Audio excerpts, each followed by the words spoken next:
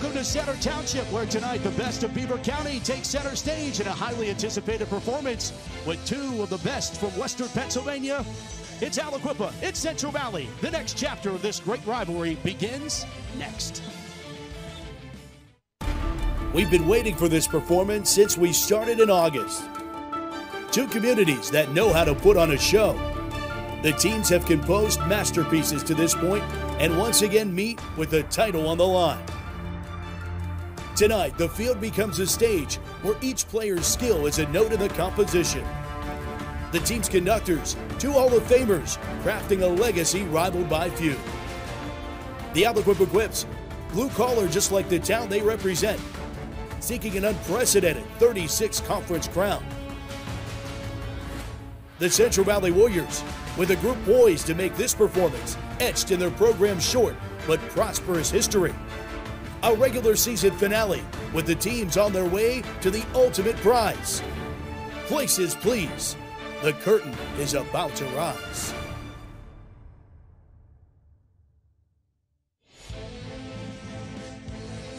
We're ready to strike up a tune in Center Township tonight for our Steel City High School Football Showcase, presented by UPMC Sports Medicine at Sarge Albert Stadium tonight for the Central Valley Warriors and the Aliquippa Quipps.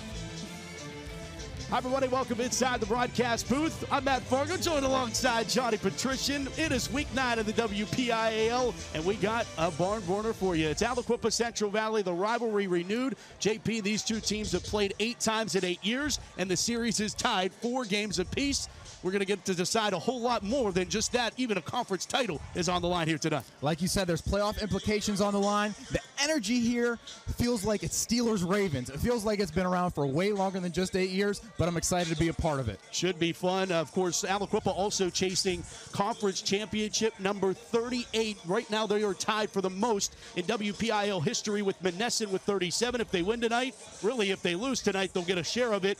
And that's what Central Valley's playing. Playoff positioning, crucial for the Warriors in this one. So I'm curious on who you're looking at. We'll start with Aliquippa, JP.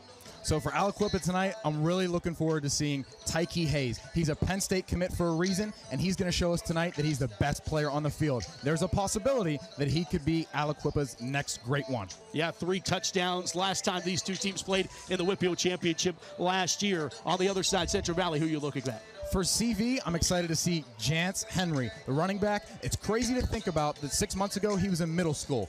He's a freshman in the classroom, but he doesn't play like it on the field. He brings energy and enthusiasm and confidence of an upperclassman. He's the closer for their team in the fourth quarter to get the much-needed yards when the game's on the line. Central Valley says we always have a chance with Jance. He scored 12 touchdowns this season, as has his counterpart, 12 touchdowns as well. Will be interesting to see how this one breaks down. All right, Central Valley and Aliquippa battling it out here. All right, time for the keys to the game. Brought to you by Nick Chevrolet. Before you buy, give Nick a try. JP, how do you get a win tonight? I got my truck at Nick Chevrolet. I'll get my next one there, too. For the keys tonight, for Aliquippa, they got to lean on their star power. They have the biggest recruits in tonight's game. And like Dion says, in big-time games, big-time players make big-time plays. So I'm excited to see the Stars take over tonight. Also, they can't beat themselves. That comes with discipline. They have 88 penalties for 683 yards. Coach Warfield says that's their biggest way to improve immediately tonight. For Central Valley, they got to keep the game within striking distance. They must weather the storm in the first half, and if they keep it within a one-score game in the fourth quarter, anything can happen. And lastly, splash plays. They need to get some interceptions, force fumbles, or a kick return or punt return for a touchdown on special teams. Something unusual needs to happen tonight for Central Valley. These two teams 7 miles apart, and we'll renew the rivalry when we come back. It is a battle of the 1-5-001. Central Valley, Aliquippa. When we come back, the Steel City High School Football Showcase kickoff moments away on KDKA Plus.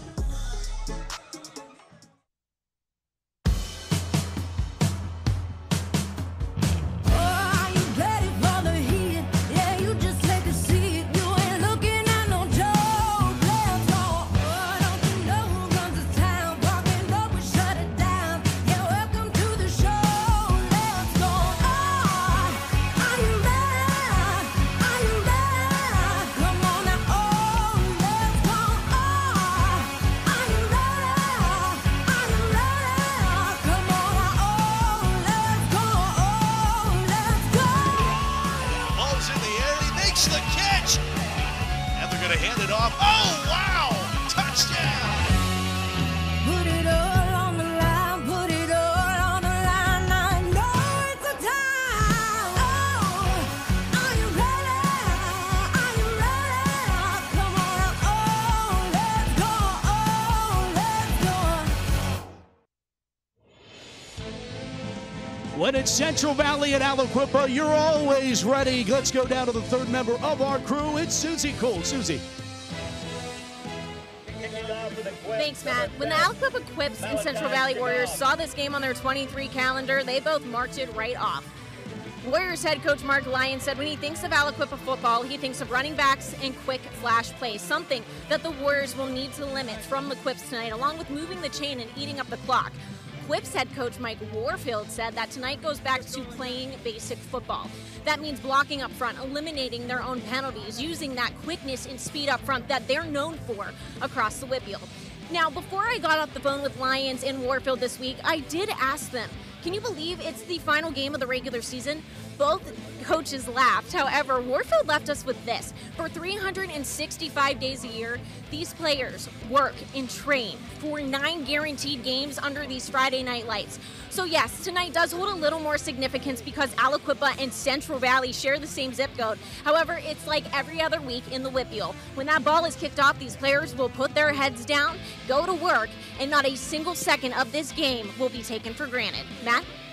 There's no doubt about it, Susie. Thank you. As we get ready for kickoff, it's brought to you by Allegiant Community Federal Credit Union, bringing you kickoffs all season long. And we are ready for tonight's Aliquippa Central Valley Showdown. It is Malik Shagag having this one teed up, back to return for Central Valley. Makai Ahmed, a freshman, but it's squib kicked and ricocheted off one of the up men. It's loose and finally still bobbled around. Aliquippa says they have the football, and they do! A turnover right off the opening kickoff. It is Harrison Walker coming up with the loose football, and Aliquippa gets the football first, and a big-time start to this game if you're the Quipps. Talk about a surprise or a sudden change moment right out the gate, Matt.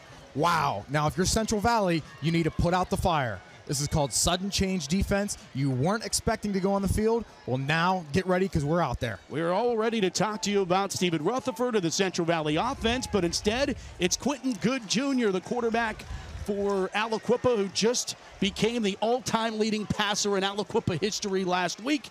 He lines up in the offset I formation, and it's Tyke Hayes off the right side, breaks one tackle. Tyke Hayes is going to the end zone. Touchdown Aliquippa, 29 yards. First play from scrimmage, and the Quipps are on top.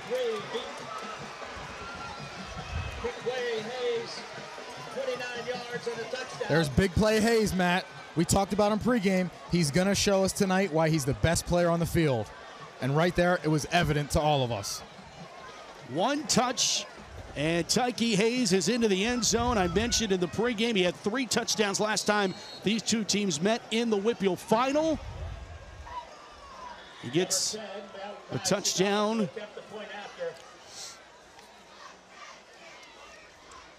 Here's Malachi Shagag to put the extra point through.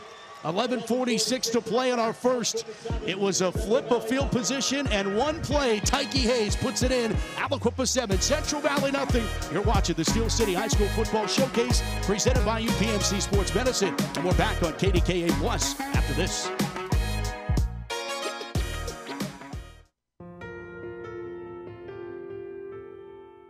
Most individuals, when they have an injury, they want to get back immediately. Whether that is getting back to work or getting back to sport or getting to their next yoga workout. We really want to give them pain-free function and mobility as best we can for the extent of their lives so they can be active, so they can enjoy being with their loved ones.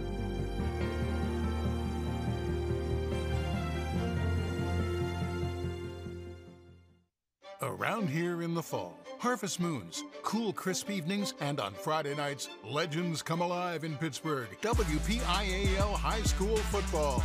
Allegiant Community Federal Credit Union is a proud sponsor of the Steel City Game of the Week.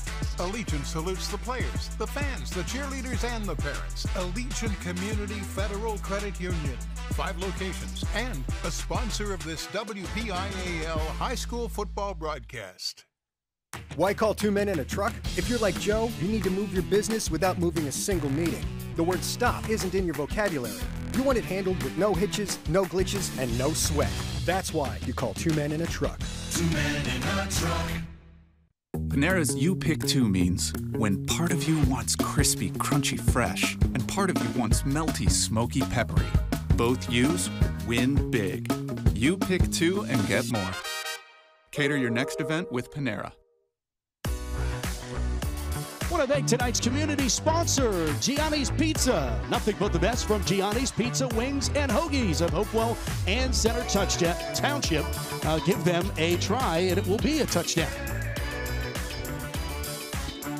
Getting ready for another kickoff, JP. You talk about the way that this game started.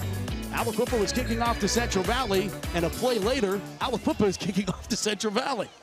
Yeah, literally. Well, you know what happened on the previous kickoff? It's easy to happen. The upbacks and the guys on the kickoff return team who aren't in the back deep, they aren't used to handling the football. So in a rare situation when it's kicked to them, sometimes they panic, and it's bouncing around on the field, and you know they didn't get it back in their hands in time. So Aliquippa pounced on it and took advantage of it right away. And courtesy to the Aliquippa special teams unit to not just boot it away, make it a little bit challenging, as Malachi Shagog has it teed up one more time, and they'll do the same thing, heading in the same direction, and it's bobbled around one more time. This time, Central Valley figures it out, and they are able to get the football up across midfield and into Aliquippa territory. So Central Valley will start with good field position, but boy, that almost happened again. I'll tell you what, if I was Aliquippa, I would kick it off like that every single time. All right, so first look at our Central Valley offense. Stephen Rutherford, the quarterback, a junior. Talked about those running backs. Mason Dixon, 12 touchdowns on the season.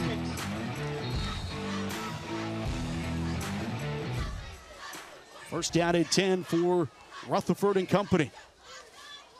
They hand it off, and it's Henry getting the call.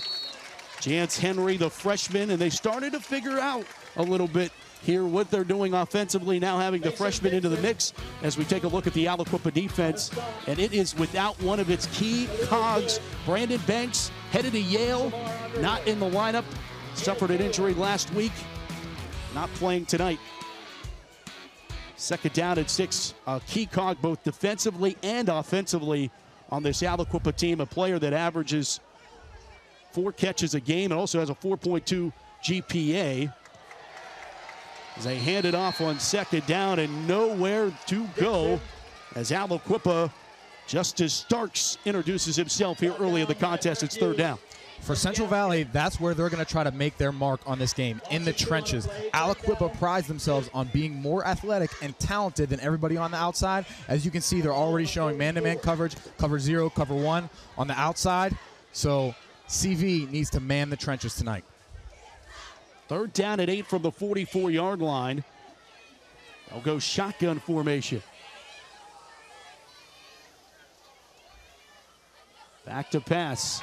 Rutherford rolling here with pressure, trying to dump it off, and he'll throw it out incomplete.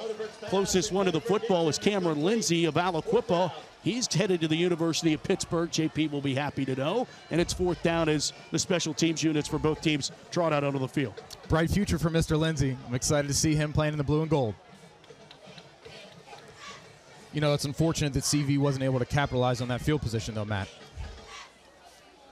Yeah, and it's going to bring up Antonio Perry, a freshman, starting punter for the Central Valley Warriors. 5'6", 145, punting for the Warriors. Handles this snap, trying to pin the Quipps deep. It's just going to get inside the 20-yard line before it makes a left turn out of bounds, and Aliquippa will take the field, and we'll take a look at Aliquippa's record to this point. Unblemished, 8-0, 6-0 in the conference. And you look at those wins, their last 4 opponents, Ambridge, Blackhawk, Newcastle, Chartiers Valley, combined 5 wins between those 4 teams. Really, the last team and the only team to give them a game this year was West Allegheny, 29-22. Ironically, JP, Central Valley had a barn burner with them last week. Well, that's an interesting point you bring up, Matt, and I think it could be a key component for the outcome of this game. Is Central Valley is used to, close games throughout the season. Aliquippa hasn't had a match all season. So if this becomes a 4-quarter game, I think that, is an advantage for Central Valley. Aliquippa starters haven't played 4 quarters much, or for most of the season at least. That's a good point. Certainly a good point. And, of course, Mike Warfield will tell you, well, we don't have many beyond our starters. They're a single-A enrollment school. It's well documented. Aliquippa voluntarily was playing up in 3A, and then everything kind of broke loose, and PIAA forces them because of the competitive balance formula to move up in classification. So now they're playing up in 4A, and if they make the WPIAL championship game according to the formula as it's written right now, they will have to go to 5A next year, which is a single-A enrollment school playing at 5A. It's unbelievable what they are doing. It's really unbelievable. That is mind-blowing. That's unheard of, and I can't believe that. I mean, I'm thinking about, when I was in high school, a 4A team playing a single-A team. I mean, you think that's no match, but something different is in the water in Aliquippa. Certainly is. I mean, these 2 teams got some kind of timeout. Didn't see a signal from one side or the other. Lions Den here at Central Valley student section in full force. Must Pittsburgh be nice. Yes, yep. Steeler themed night it must be. For the Steel City Showcase. They did it for Makes us. Sense. Yeah, absolutely. But yeah, these 2 teams mentioned 8 times they played each other, 4-4 to the series right now, and both teams have beat each other in WPIAL championship games. Of course, Aliquippa doing so just last year, and 2 years ago, these 2 teams won state championships. Of course, Central Valley in 4 and Aliquippa in 3, as we'll get all that delay and then a full start penalty, and that bodes, going back to your keys to the game, Aliquippa, one of the most penalized teams in all of WPIAL this season. That's really the only thing keeping their opponents somewhat in the game, at least. They have 88 penalties for 683 yards. That is the biggest opportunity of room for improvement for Aliquippa tonight. That championship game last year, by the way, 34-7. Aliquippa dominated Central Valley. There's still some players from that game. Of course, Cheese, the starting quarterback, and we mentioned Tyke Hayes, and now getting an opportunity as there's some chippiness as John Tracy gets the carry. Or no, that was Tyke Hayes getting the carry there for Aliquippa as we take a look at the starting lineup for Aliquippa. Tyke Hayes running back, and I mentioned John Tracy, who had 5 touchdowns in 5 different ways last week for the Quipps. Alakai Shagog filling in for the injured Brandon Banks. And the guys up front, Mari Matthews anchoring that line with Braylon Wilcox at center. Second down, 12 from the 17-yard line for the shotgun. Good. Hands it into the stomach of Hayes, and here goes Hayes off the right side, bouncing it to the corner and getting shoelaced down at the 25-yard line. Great Nicely open field done tackle. There. Yeah, it was Aaron Lawson. Great open field tackle, because that could have been going for 6 by Hayes. We'll bring up 3rd down for the Quipps. It just feels different when he gets the football. Every time he touches it, it feels like it could go for 6. It looks like man amongst boys. Yeah. And, for a Power 5 recruit in high school, that's what it should look like. He looks different than everybody else.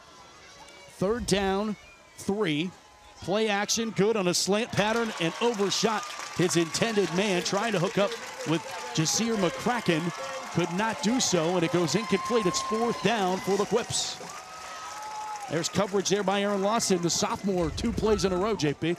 A nice slant route across the middle of the field, though. If Good could just put that ball on the numbers, he could have been running straight to the end zone. Quentin Good, just 4 interceptions this season, 17 touchdown passes, 1,280 yards. Mentioned now the Aliquippa all-time leading passer. As head coach appreciates that, being a former Aliquippa quarterback himself. 4th down and 3. Punt unit is on for the Quipps. They're going to try to pin back CV. This is going to roll to the 40 and be down there. 1st and 10, Central Valley's ball on their own 39. So the Warriors offense back to work, but a big stop by the Central Valley defense. You don't want this thing to start getting out of hand this fast. That was a big stop by Central Valley this early in the ballgame. You took the words out of my mouth, Matt. They had to weather the storm in the first quarter. Like I said, CV's a 4-quarter football team, and Aliquippa's not used to that. If they can keep it within one-score game in the fourth quarter, anything can happen. Central Valley back to work offensively. First down and 10. They'll put it into the stomach of Jance Henry, the freshman, and he's stacked up backwards. Nowhere to go. First one on the scene, Cameron Lindsay, and then help arrived. Give Khalil good credit as well. These linebackers for Aliquippa are playing downhill. Shahar Underwood, Cam Lindsay, they're in the backfield on almost every play in these first two series. So that run by the freshman backs up 3 yards. Second down, 13, back at the 36-yard line. Rutherford with Henry behind him, back to pass. Rutherford going to test it down the far sideline, and it goes incomplete, well overthrown. Cole Hiltz, the intended receiver, bring up third down here for CB. You know, Matt, Aliquippa has no safety in the middle of the field. That's how much trust they have in their defensive backs versus Central Valley skill players. That was DeMarcus Walker in coverage that time. Third down now for the Warriors as they'll look to this near sideline, get the play. And when you have shutdown corners like Aliquippa does, that makes everything in the box so much easier. And they're filling it right now. On third down and long. Motion left to right, high snap handled. Rolling out is Rutherford, looking for some room to run. He will run past. This near side is Quail Good. Shoves him out. He picks up 7, but it's going to still be fourth down at the 44-yard line. Yeah, they got to send the punt unit back out here, Matt. It almost feels like, JP, that the way this game started flustered Central Valley, and it kind of knocked them out of their rhythm right now, and they're trying to get their equilibrium back in time. But does Aliquippa capitalize on that before? You're right. You don't want that first touchdown to be the knockout punch. You know, you're right. Central Valley's trying to get their equilibrium back. Uh-oh. Did that touch somebody? People are motioning as if it did. Central Valley players don't say that it did, and the officials will say it is Aliquippa football. I think it touched a Central Valley player, so it wouldn't make a difference. It would make a difference on where the ball was spotted. Right. In terms of possession, though, right. I meant, yeah. Another look at it. First and 10, Aliquippa's ball on their own 25. Yeah, I think it might have nipped them there at the 30. So,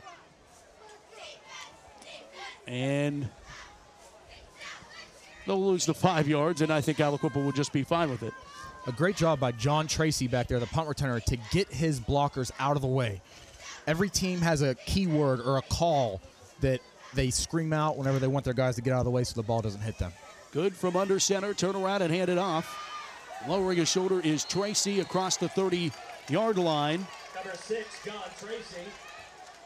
And Tracy's the change of pace back from Tyke Hayes. And, you know, you wonder the stable of running backs that Aliquippa has. What freshmen do they have that we may see later in this game? It is fun to watch these guys. Right, and they all have different styles, and they complement each other very well. You know, they have speed, they have power, they have lightning, they have thunder. And it's a great change of pace, like you said. Second down, 1 after the pickup of 9. Trying to push forward is Tracy, and he'll have a first down. Let's take a look at the Central Valley defense. Haven't seen them yet. And there you go. Brendan Alexander on the defensive front. Marcus Lawson, we talked about him. How about the linebackers? J.J. Work. That's a great linebacker name. And B.J. Nastic? Are you kidding me? They got all-name team in the linebacker category. Right. And Mason Dixon, obviously. And of course. 6:30 to play in our opening quarter. Aliquippa leads at 7-0 out, and it's good. Turning around and handing it off to Tyke Hayes. Hayes jumps over a defender, and it will be flags on the play. You can't do that unless the defender goes for the tackle, so that will be a hurdling penalty on Hayes, but you just see the display of athleticism, even though it's going to cost them. You know, that rule makes no sense to me. I did that one time in high school, and I got a penalty for it, and that bothers me so much. It looks great on the highlight tape, but it cost your team yards. Right. Why is that a penalty? Is it a safety thing? Or I what? think it is. I think that's exactly what it is. I mean, you know, I take you back to the when Antonio Brown tried to do it in the Steelers game, and he ended up cleating the guy in the face. I think that probably has a lot to do with what they want to avoid. So what was your point, Matt? That you can hurdle, or you can't hurdle once they try to make a tackle, but you can't hurdle an upright player. So that guy wasn't trying to make a tackle there? No, I don't think so enough. Gotcha. According to the Zebras. Let's just throw the rule out. I'm just How trying about to that? describe the rule. No, JP. I love it. I'm trying to learn it. How about let's just throw the rule out? You just don't like we it. can do Yeah, that. I was going to say. Now we're all on the same page. First down at 25. Good. Throwing near side. It is completed to DeMarcus Walker, and Walker is stopped. It will be third down. Central Valley's J.J. Working Company on the stop, and that's not a construction company either. NIL deal incoming. Yeah, right. JJ Work. That is a commentator's dream of a name. There's so many puns you can use. Oh. I'm sure you'll have three of them by the second half. Know. I'm trying to hold back, you know. Second down at 18. You don't see that often for Aliquippa. Behind the sticks because of the penalty. Ball rests at the 30. You know, teams like Aliquippa, they're so talented. Oh, man. Teams like Aliquippa, they're so talented, they can usually just rely on the run to beat everybody. So at some point throughout the season, they're going to be forced to throw. Whether they get down on the scoreboard or whether it's a clock situation, they're going to be forced to throw. So, you know, let's see if they can do it here when they're behind the sticks. Getting to talk to a referee, Tom Trilly, tonight. Penalty marked off against the Quipps, a false start penalty.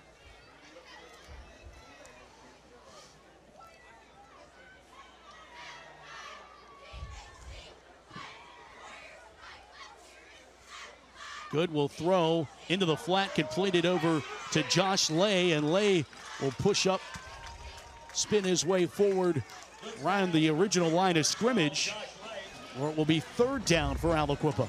You know, that's a great play call by Coach Warfield right there. A classic flood concept, and when you're behind the sticks that far, that was second and, what was it, Matt? Second and 20, 18. Second and 23 after the penalty. Yeah, so that's right. The idea is you want to get half of that distance so you have third and manageable. And that's what it is. It's third down and 10 from the 37. Shotgun formation for Good. One hands the snap. Looks near side, throws that way, and just out of the outstretched diving attempt there, trying to hook up with Josh Lay, not able to do so. Closest man in coverage, Ethan Shearer, the sophomore, probably glad that that one falls incomplete. It's fourth down to the punt unit coming back out for Aliquippa 2 times in a row. Central Valley defense forcing them to punt. Yeah, if you're Coach Warfield, you couldn't have drawn it up any better. Like I said, it was second and 23. Get half of that. They got half of that, so it was third and 10. And, you know, if it wasn't for a drop, they would have had the first down. Couldn't have done it better execution-wise. Malachi Shagog to punt it away. And this one goes up the elevator shaft. They're going to try to get a bounce out of it. Now Aliquippa going to get the roll. Down to the 40-yard line. Central Valley will try back offensively. As we'll come back, it's a great moon outside on a Halloween weekend in the Steel City. Aliquippa leads it 7-0. Pittsburgh. Its long and proud heritage is beautifully preserved in the awe-inspiring buildings that surround it, in the places where we live, where we worship, and where we play. One company has been awarded the challenge of restoring all that great heritage. for nearly 75 years. Mariani and Richards, restoring the heritage, preserving the pride. This awesome gift is from my grandma. I use free pay policy from GBA Life. What does it do? It accumulates cash value, helps protect my future insurability, and it may even earn dividends. What's so great about that? My policy will grow with me. Plus, I get access to the GBA Life Youth Leaders Program, scholarships, and more. Oh. You might be interested in a GBA Life annuity. You're probably thinking about retiring soon, right, Mrs. Jones? Fall is in the air at Pittsburgh's premier outdoor shopping, dining, and play destination, the Waterfront. Find fall weather gear at retailers like Old Navy, DSW, and Rally House. Dine at family-friendly restaurants like Primanti Brothers, Shorty's Tap and Taco, and more. Experience indoor playtime at Dave & Buster's, Urban Air, and more. Speaking of play, the Waterfront is a proud sponsor of this Steel City High School football broadcast and happy to support WPIAL football across our region. Visit us at waterfrontpgh.com for more information. High above Beaver County tonight, Sarge Albert Stadium, Center Township, Aliquippa, the early 7-0 lead. Back with Johnny Patrician, Susie Cool down on the sidelines. I'm Matt Fargo. First quarter action here from Central Valley tonight. Another touch of the football for Central Valley. Stephen Rutherford going back to work. Central Valley really needs to get a first down on this drive just to get some momentum. Trying to dump it off, and they do. Bouncing off of one would-be tackler, Ethan Shearer. Help arrives, but how about the sophomore refusing to go down after the reception? Right on their sideline, maybe that's the momentum spark they needed. Things are getting a little chippy. Maybe that's going to open things up for Central Valley. How about this throw by Rutherford with the man in his grill? On the tackle, number 6, John Tracy. But as I was saying, it's so important for Central Valley to get a first down here. Just try to get some momentum, some confidence, and also allow their defense to get a break. Shotgun for Rutherford as Aliquippa brings a blitz. They hand it off. Bouncing off is Henry. Henry, a first down. There it is. Central Valley's inaugural first down of the ball game. To the 48-yard line of Aliquippa. It's actually the second time they've been in Aliquippa territory. But we see the freshman getting it done. And the crowd comes alive. Everybody's cheering. It's kind of an exhale from everybody. Okay, okay, now we can play football our way. Especially doing that against a blitz there. First down and 10 for Central Valley from the 48-yard line. Rutherford. Henry one more time, trying to duck his way back to the original line of scrimmage. No further. Henry runs hard, Matt. And you know, what I like about the freshman is he's physical. He's built. It looks like he's been in the weight room. You know, a lot of times as a freshman, you're athletic, you're fast, but your body isn't ready for the physicality of varsity football yet. His is. 5'7", 191 according to the roster. Henry coming into tonight, averaging 7.6 yards a touch, leads the team in rushing with 860 on 113 touches. Active pass, throwing to the far side, completing the pass, and Central Valley trying to stretch a little further, gets it to the 40-yard line. It's Cole Hiltz on the reception. The junior hauls it in and going to be a couple yards shy of a first down, so it'll be third down and call it 2. Nice little drive here Central Valley's putting together. I like the complements of running and passing. A good balance so far. If you're curious about Rutherford coming into tonight, 74 completed out of 128 attempted, 8 touchdowns, 3 interceptions, and went over the 1,000-yard passing mark at 1,102 yards coming into tonight. 2 minutes to play here in the first quarter. Rutherford gives it off to Henry, and Henry doesn't like what he sees, tries the hole a second time.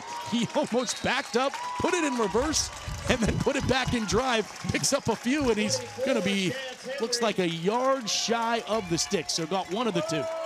4th and 1 here. Uh-oh, the crowd's moaning. They don't like the spot, I think. And Green. 4th down, 1. Yep, it's going to be 4th down and 1. This is a statement play here for Central Valley. They can either impose their will or give it right back to Aliquippa, which would be a huge momentum switch. So Henry going to line up to the right of Rutherford in the shotgun on 4th down and 1. Fake it to Henry, rolling out, throwing, and got his man at the 20-yard line for the first down. Quinn Connolly makes the reception, and the drive stays alive for the Warriors. What an adjustment by Quinn Connolly. I don't think the pass was intended for him. I think it was intended for Dante Newton. But Quinn Connolly made an adjustment, and while the ball was in the air, dove for it and made a great play on 4th down, a drive-saving play. First down, 10 from the 20 for Central Valley. Now got something cooking here. They will hand it off. Mason Dixon, first opportunity here, goes inside the 20 to the 19, gets a yard. You know, let's talk about the play call on 4th down by Coach Lyons. Everybody in the stadium thinks that they're going to give it to Henry. Right. So I love the creativity right there to pass on 4th down. Here it is again. The rollout.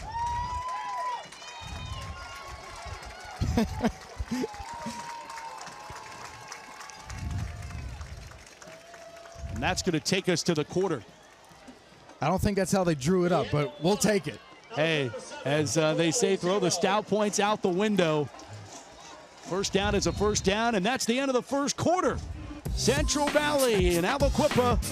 Quipps lead the Warriors 7-0. It's the Steel City High School Football Showcase presented by UPMC Sports Medicine. Coming back with the second quarter on KDKA+.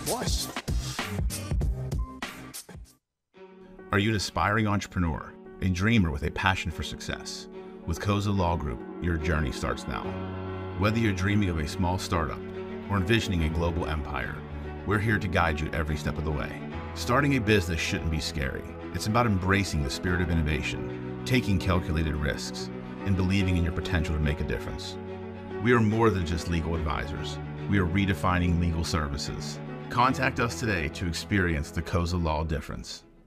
Here at Loway, we have a pretty vast array of customizable promotional products, from pens, signs, mugs, water bottles, really anything you can think of. Some of the main services we provide here are screen printing, embroidery, and promotional products. What really sets us apart from our competitors is our on-staff design crew and our customer service. We can really help take your branding and marketing to a new level. The main thing you can expect from us here at Loway is quick turnaround times and a really high-quality product. I can show you the good now, but you're not going to understand how good it is until you know where I came from. Teen mom, dropped out of high school. I came across UPMC's Pathways to Work program, and my life changed 100%. I didn't know that I had these skills. UPMC brought it out of me. And now it's like the light just kind of starts shining.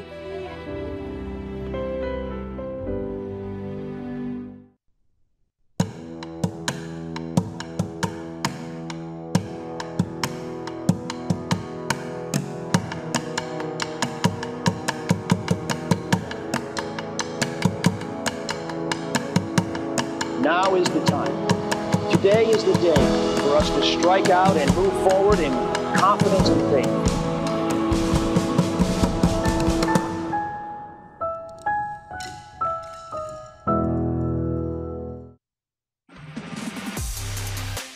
Another great shot at Sarge Albert Stadium as we welcome you inside the stadium for the second quarter of this one between Aliquippa and Central Valley.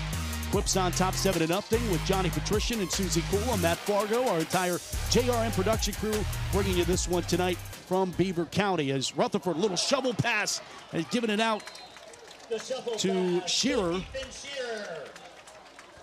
And Shearer ducks inside, picks up 4. It's going to be third down for the Warriors. I love the shovel pass action, Matt. Great call in the red zone. Get that tight end a full steam ahead.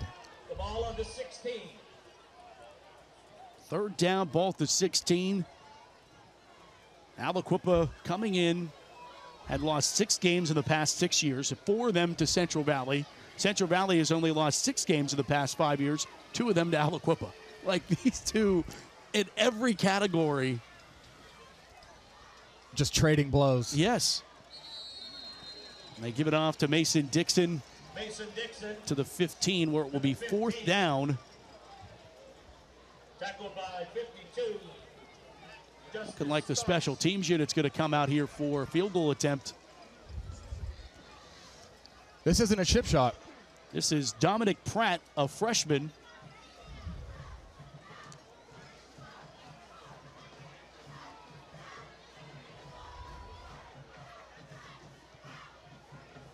Field goal attempt is good through the poles. Wow. As a freshman on this stage. 32 yards. As a freshman on this stage, that's impressive. You know, field goals in high school football are not easy. And how about the freshman doing it? Right. Right. Was in middle school 6 months ago. 10:41 to play here with the second, and Warriors on the board. There's Mastriangelo Hill. Everybody's hanging out on the hill watching the game. Hopefully they got the TV on too in the background. Yeah. WPIL Insider releasing the top 25. And there it is. Peters Township remains in the number 1 spot. There you see Central Valley at 13, Aliquippa at 4. This is all classifications. If you know, some of you are probably screaming at your TV, wait a second. This is WPIL Insider combining if every classification was involved, what it would look like. I think the smallest classification represented is 3A. The Neshannock Lancers down there at 24. What about Westinghouse? House is high. Okay. That's City League. Yeah, I know, but I always roll my eyes with Carlo about that because it's a WPIL Insider right, top 25. You've got City League team in there. Well, also, I gotta have to have a conversation with him. I mean, we saw Moon last week. They were an impressive team, but they lost, so they're 4-5 right now, and they're the 23rd best team. I think their win over Penn Hills probably vaults them into that. And they should have beat Upper St. Clair last week, but I'm saying record-wise, you know, a team under 500 you don't see in the top 25 often. I don't disagree with that. That's why it's fun to tell Carlo he's wrong. I do it all the time on the podcast, on our WPIL Insider podcast. Find it on Spotify, by the way. Just search WPIL Insider Show. Look at that free advertising right there. Carlo will pay for it at some point. First down at 10 for the 20. It's Aliquippa off the touchback. Quentin Good sends a receiver in motion, and Tyke Hayes gets the carry off the left side, cuts it back inside, and a flag comes flying in. Hayes, the ball carrier. J.J. Work makes the tackle and will check the penalty. And J.J. Work has a fan base here because second Mike Rossi said his name over the public address at a big cheering section down there. That's good. Family support. It's the best part about high school football. You know. I bet you had a huge cheering section in high school. Here we go. I'm sure you did. Am I wrong? I mean, my family is very supportive, and I'm grateful for that. But that's the best part about high school football is the community, the fan base. You know, everybody knows each other. I bet Mom had a custom jersey. First down at 20. Good back to pass. Zigging it out over to the far side. It is completed, but a great open field tackle. That was tackled by Aaron Lawson. Aaron Lawson, we've mentioned his name a few times so far on this broadcast, Matt. He's having a productive day in that defensive backfield so far. Gain of 4. Second down, 16. The ball on the 14. I like the aggressiveness for him to get deep in his coverage drop and then be able to come up quickly once the ball declares.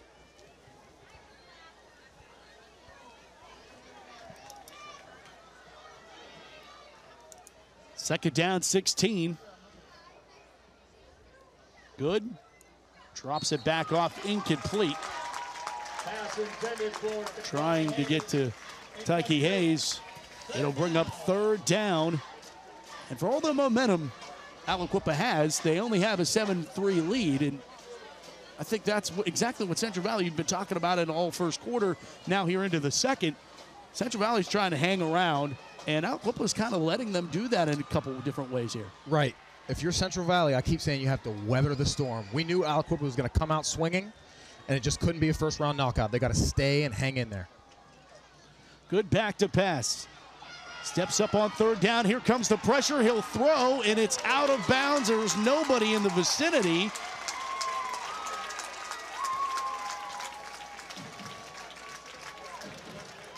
The officials are going to talk this over and see if it was, and it is.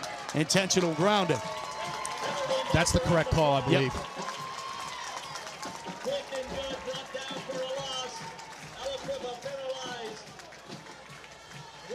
How about the pressure here from the boys in blue? The boys in blue. That's great. Now Aliquippa's backed up. Third and forever here. It's going to be fourth. It's Fourth lost and it forever. down, yeah. Yeah, lost it down because of the penalty.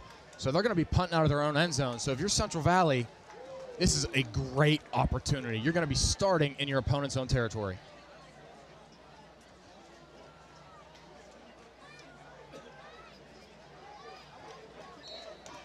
Simavoski on the pressure there by the Warriors to put Shagog all the way with his heels against the back of the end zone. Get this punt away. Takes a bounce shy of the 30, bounces over the 30, and will be down at the 32-yard line. A beautiful opportunity there for Central Valley. When we come back, the Warriors will have the opportunity here offensively. 7-3, Aliquippa leads Central Valley, but the Warriors get the ball when we come back on KDKA Plus. When you step through that door or shake their hands, will you be prepared? When you stand up for a client or walk into that meeting, will you be ready? Ready to prove to them that you deserve to be there? When you come to Washington and Jefferson, you will be.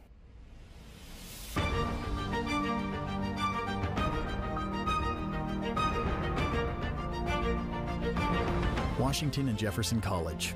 Are you ready? Panera's You Pick 2 means when part of you wants crispy, crunchy, fresh, and part of you wants melty, smoky, peppery. Both U's win big. You pick 2 and get more. Cater your next event with Panera.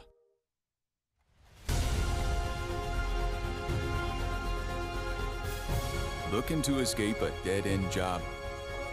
We can help. Apply at 2 Men in a Truck today for a good job that can become a great career. Around here in the fall, harvest moons, cool, crisp evenings, and on Friday nights, legends come alive in Pittsburgh. WPIAL High School Football. Allegiant Community Federal Credit Union is a proud sponsor of the Steel City Game of the Week. Allegiant salutes the players, the fans, the cheerleaders, and the parents. Allegiant Community Federal Credit Union. 5 locations and a sponsor of this WPIAL High School Football broadcast.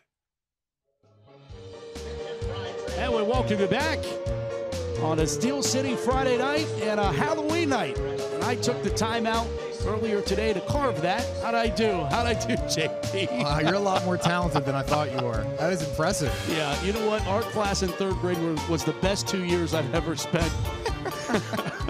Who would have known? Thanks to the Pittsburgh pumpkin guy for carving that up for us. So it wasn't you? You're surprised. I thought you were the Pittsburgh pumpkin guy.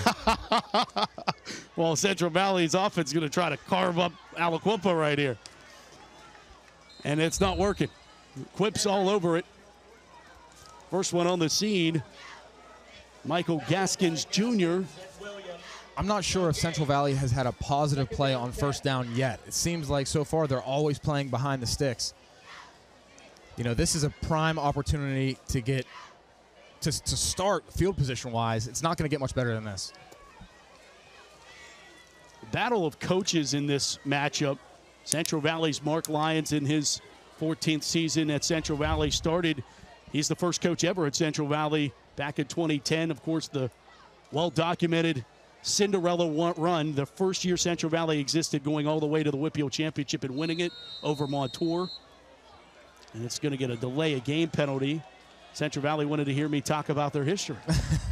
Well, I tell you what, Matt, when I was a kid growing up, one of my favorite players, growing up that I looked up to was Robert Foster. Whippeal legend. Yeah. He was a senior when I was in middle school, and I probably watched his highlights so many times. He was a great player that I thought was really impressive at the high school level. I believe he had 3 touchdowns in that game, by the way. I believe. Don't hold me to it. 2nd and 15. Fake the handoff, and then Rutherford's running for his life and nearly throws an interception. Really good effort there by Harrison Walker to turn into the receiver, but goes incomplete. And it's 3rd down, and after getting handed this great field position, your defense steps up, gets a big opportunity. Now you got 3rd down and long. Yeah, it's disappointing so far. I mean, let's see if they can make something out of it here. But, so far they're going backwards on this drive.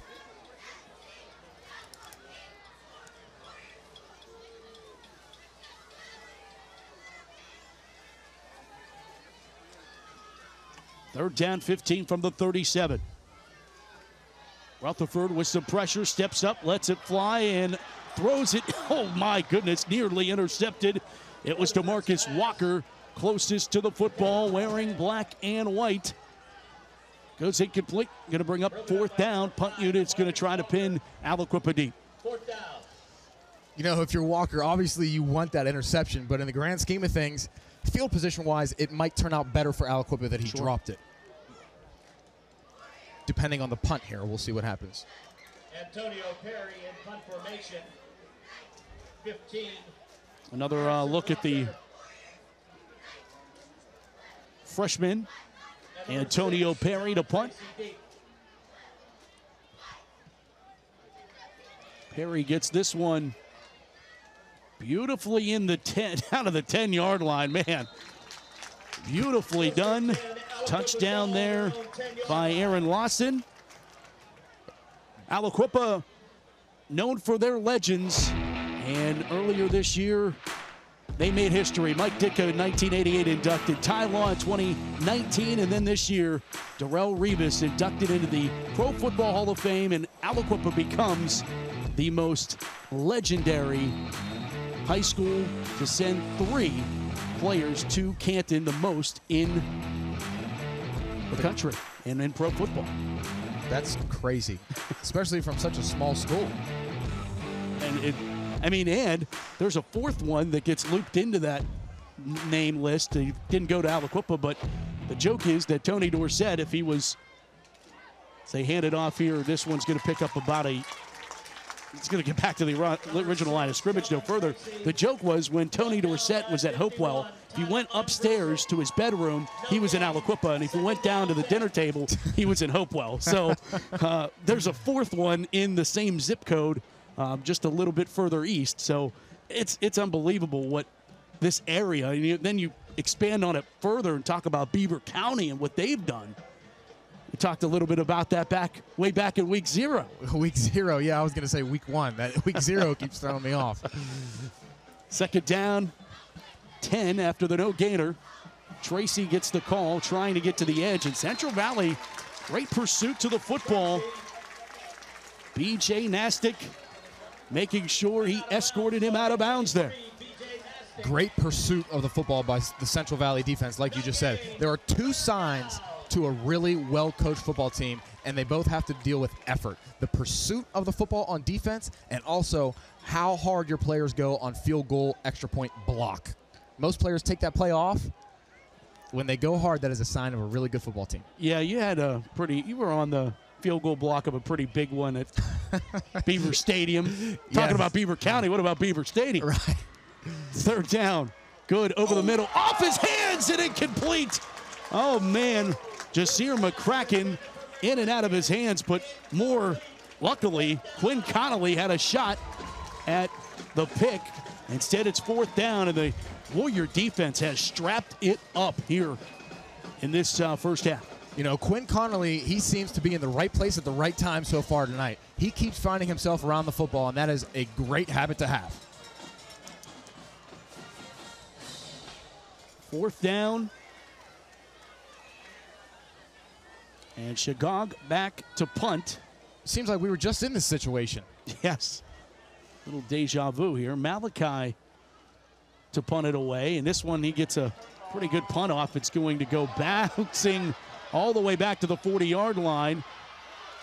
And Aliquippa does a great job tilting field position as Makai Ahmed, a freshman back to return that punt for Central Valley, did the one thing you shouldn't do, and that's let it go over your head, JP. Right. You know, when nobody's around you, you got to catch the ball out of the air. It's hard to do. You know, catching punts definitely isn't the easiest thing in the world, but, you know, it saves your team field position. That was a 50-yard punt all the way to the 40-yard line. Let's go down to Susie Cool.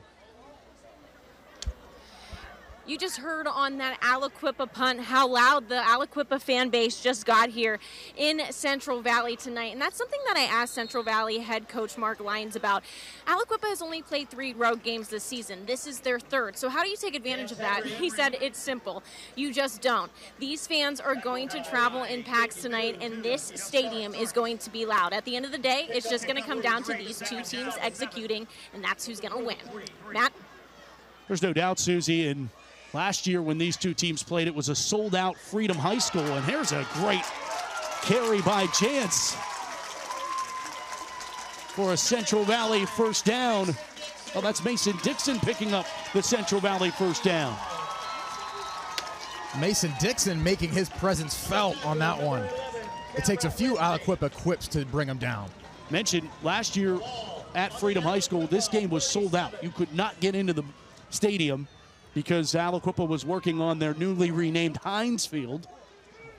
Now it's first down and 10 here at Sarge Albert Stadium. Quick hitter. Central Valley deciding to go and stick with the run. They go to Brandon Singleton, a junior, gets the carry. His first carry of the night for the 44-yard line, picks up 3. You know, talking about the attendance again, Aliquippa's side is pretty much full, but it doesn't seem to be much of a student section, you know? It's a good point. I mean, but I'll go resort back to Jance Henry getting the carry here to the 43, picking up a yard. Also got to keep in mind, JP, again, it's a single-A school. Yeah, that is so There's true. not much of a student section to have.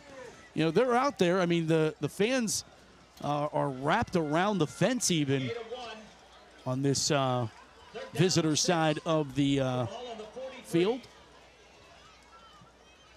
There's the Central Valley student section. The Lions Den. They come out in great force. Timeout being asked for on a 3rd down and 6. Timeout, Mike Warfield and Aliquippa. We'll burn one as well. 7-3, Aliquippa has the advantage over Central Valley here on the Steel City High School Football Showcase, presented by UPMC Sports Medicine on KDKA+. I started working out with my dad when I was 12 years old. He said, "While everybody else is sleeping, you up working. It's gonna pay off for you." Biggest decisions I ever had to make my junior year. I had my daughter at the time, so, you know, I'm like, I gotta provide. You know, I had the opportunity to leave early. I had to make a decision. Was I gonna leave or was I gonna come back to college for an extra year? I'm about to cry talking about this shit. Once I made that decision to come back, my mindset wasn't just to be good, it was to be great.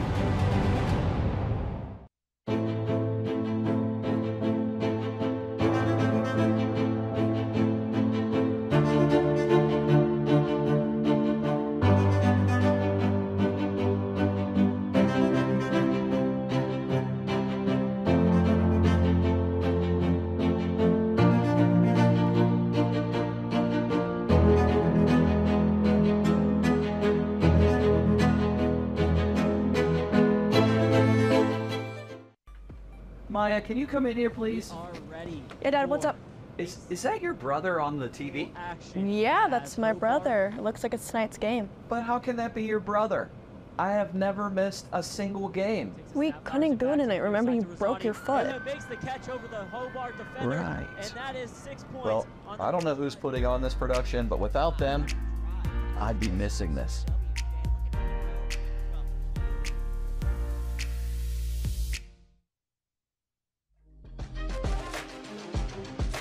Get your popcorn ready.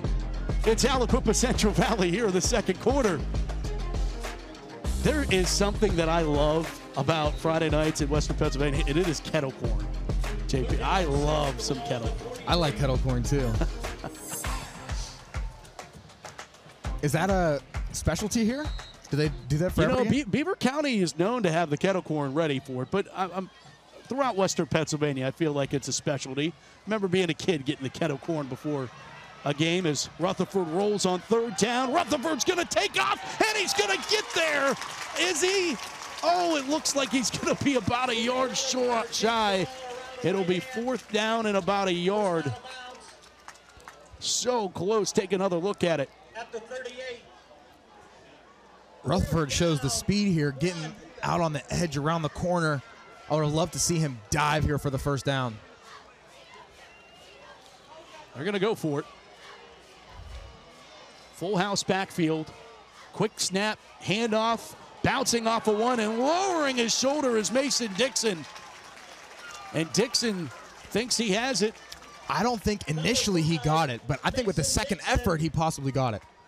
Yeah, this first time through, first down Central Valley. Yeah, Cam Lindsey met him in the hole and stonewalled him, but Mason Dixon was able to stay up, keep his balance, and lunge forward for that first down afterwards. Fast-moving second quarter, 4:20 to play in this frame, 7-3. Aliquippa scored on the first snap of the ball game. Central Valley answered 37-yard field goal, and now here we are, 7-3. Warriors trying to get their first lead, and we get an encroachment penalty on the offense. That's an interesting one. Should be a false start or offsides. Mark Lyons wants an explanation.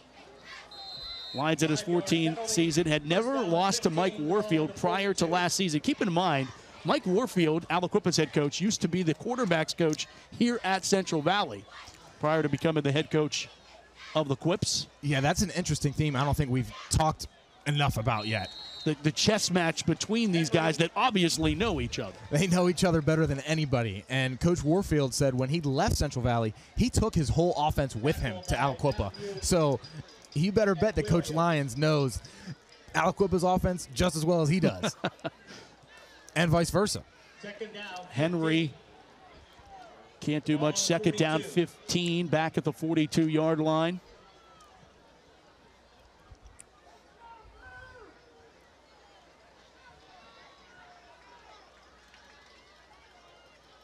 Rutherford looking near side, throwing that way, and it's intercepted, picked off. DeMarcus Walker trying to get a convoy. Walker up across the 40 to the 43. The Quipps get a turnover. And it's Walker coming away with it. We get the first takeaway of the night from a defense, Matt, and it comes from a defensive back from Aliquippa. What else would you expect? Just overcooked that one.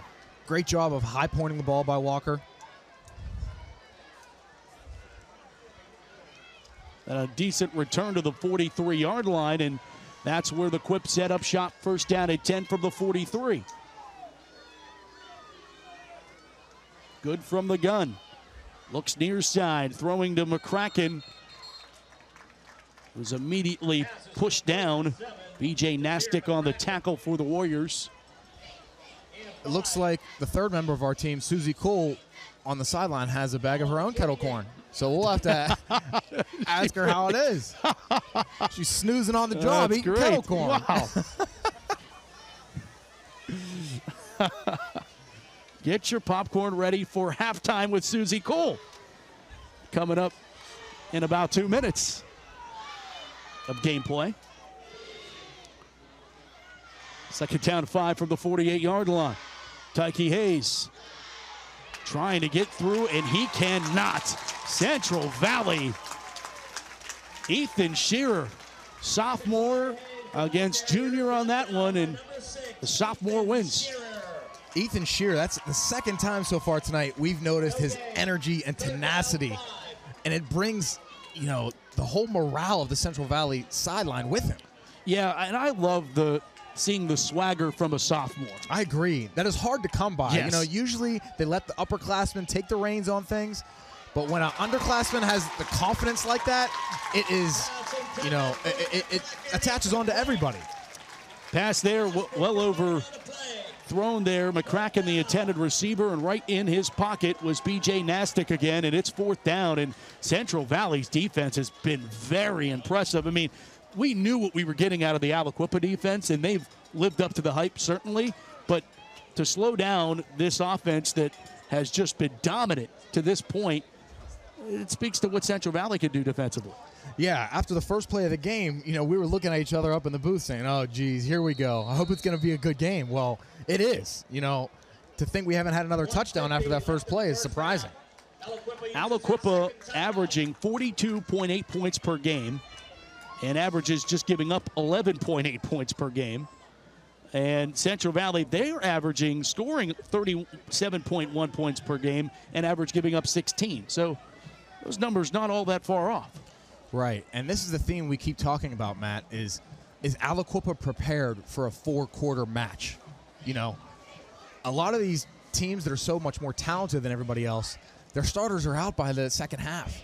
And, you know, it's a whole different mentality knowing that you got to play 4 quarters of football and it's going to be competitive the whole way throughout. Aliquippa burning their timeout with this being a 4th down.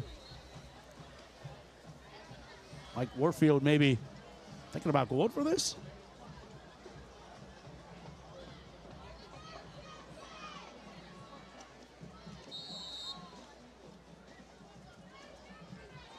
No. No. A delayed response, sorry. I just had to make sure. Yeah, right, because I was curious. Looks like John Tracy's back to punt, though. New punter in, and he puts this one on the turf, and it's rolling and rolling and inside the 20, and it's going to get the job done down at the 16-yard line. Central Valley offense back out onto the field. Still October, and it's still your opportunity to contribute to help end breast cancer. Scan the QR code now and join us in the American Cancer Society and the Men Wear Pink campaign. Scan that QR code to directly donate to the American Cancer Society. Was on hand at the Allegheny County Courthouse earlier this week for a proclamation given to the American Cancer Society and the Men Wear Pink campaign. Was honored to be an ambassador this year and really appreciate everyone's contributions because somewhere, somehow, everybody is touched by this disease and we need to keep fighting it to end it.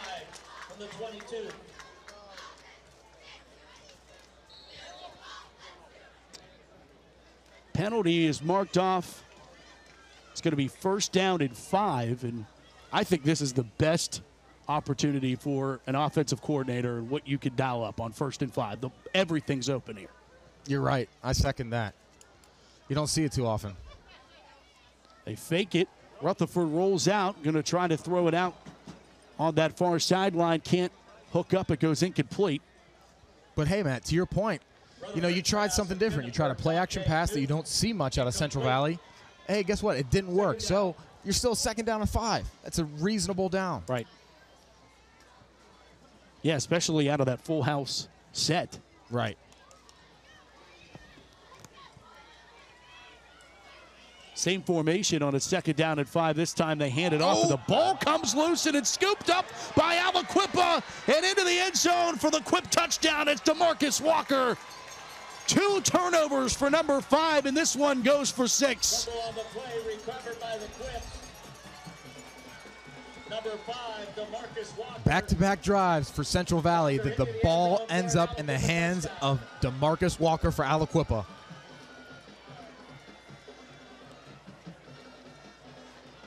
Oh, that is a killer if you're Central Valley. That's how you beat yourself, coughing up the football in your own territory. Late here in the first half. Yeah. Man, you were playing a pretty good first half so far. You're gonna head into the locker room only down 7-3. That's livable. But then you shoot yourself in the foot, and something like that happens. Malachi Shagog is no good on the kick, so it will be 13-3, 10-point lead for the Quipps. With a minute 23 to go here in the first half. There's more football here on KDKA Plus tomorrow. College, D3 college action as Case Western Reserve takes on W&J. Join all the action at 6 p.m. Austin Bechtold on the call for Case Western and W&J right here on KDKA Plus. And produced by JRM Productions. They are busy. Friday and Saturday. It is a long schedule for the guys in the truck. Working around the clock. That's why they're the best. You know, we didn't get a chance much to talk about it, JP. You know, you kind of sparked a fire of viral sensation in the Yinzer referee last week. Hey, he was just doing his thing, man. I pointed it out, and I can't take credit for it, but I'm happy that I'm giving you credit for it. I mean, you said it first. I'm happy that he's getting his flowers for it. Here's a return. It's Makai Ahmed, and Ahmed carries it up into Aliquippa territory, and the Warriors are saying, we're not done. We have 3 timeouts in our pocket. We want to go down here and put this ball right back into the end zone. That's what we talked about pregame, Matt. In order for Central Valley to win this game, something strange or unique, a splash play, is going to have to happen for Central Valley. Whether that's on special teams or on defense, they're going to have to score in a different way. And, you know, a kickoff return is a perfect opportunity for that. 39 yards on that kickoff return to set them up right in Aliquippa territory at the 42-yard line. Staying in that full house formation, and it's Mason Dixon getting the call, and not much room to work. Shutting the door this time is Jace Williams. Linebacker makes the tackle, and there is an injured Quip down. To finish the thought on our friend, the Yinzer referee, we will get a chance to talk with him at halftime. I got a chance earlier this week to sit down with him and talk about his newfound fame. I can't wait to hear that. It's and we have a little bit of fun with him at the end, so stick around for that at halftime. Of course, also, we have Carlos Zofko and his top 10. I believe he's doing the top 10 plays from our games this season this week. I like that. So will we hear our voices? I'll probably hear Carlos. Okay. I hear that enough. I don't know. But we'll have that.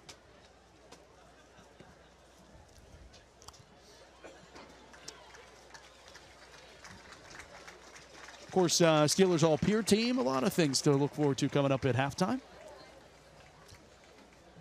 Yes, that'll be great to hear and watch. But for now, I'm interested to see how Central Valley finishes this half. They just had a huge hiccup on the other end last drive. They need to finish with a statement here and get some momentum heading into halftime.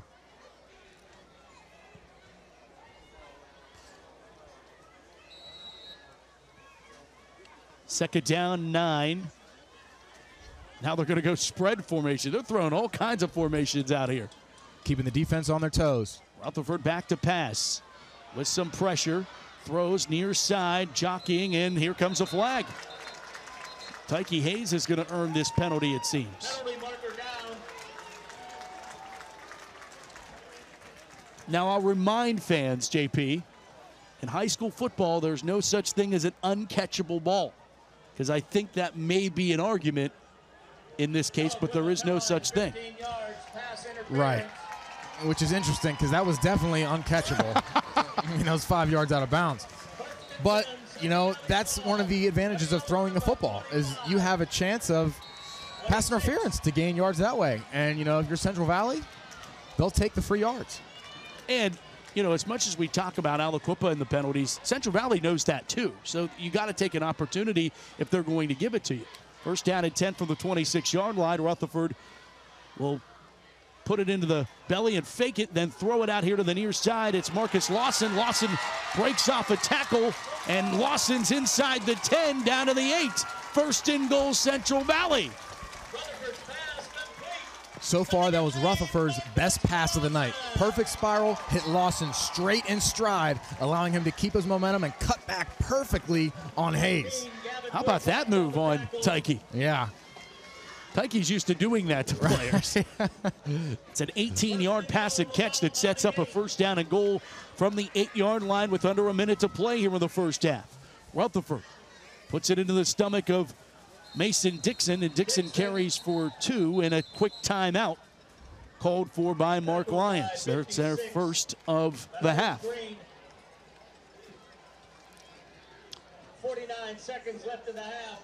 You know, these two teams in the Parkway Conference, and when you're driving on the Parkway Conference, or on the Parkway, there's a lot of traffic.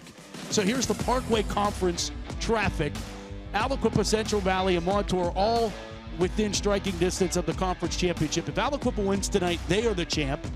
But if Aliquippa were to lose and Central Valley were to win, then they'll be co-champs. But if Montour beats West Allegheny, then the 3 of them would be co-conference champions, tri-conference champions.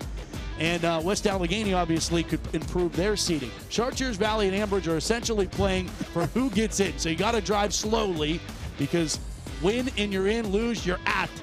And Newcastle and Blackhawk, they're already taking the rest area exit. Their season's over after Why'd this you have to do them like that? That is funny. But they're taking a rest. So Ambridge is in the conversation at 1 and 5. They are. In Chartiers Valley, you see they're 2 and 4. So, wow. Yeah. Former Aliquippa coach Sher McBride, the head coach at Ambridge, shout out to him. Back throw, end zone touchdown, Ethan Shearer for the Central Valley Warrior touchdown, a 6-yard pass to number 6.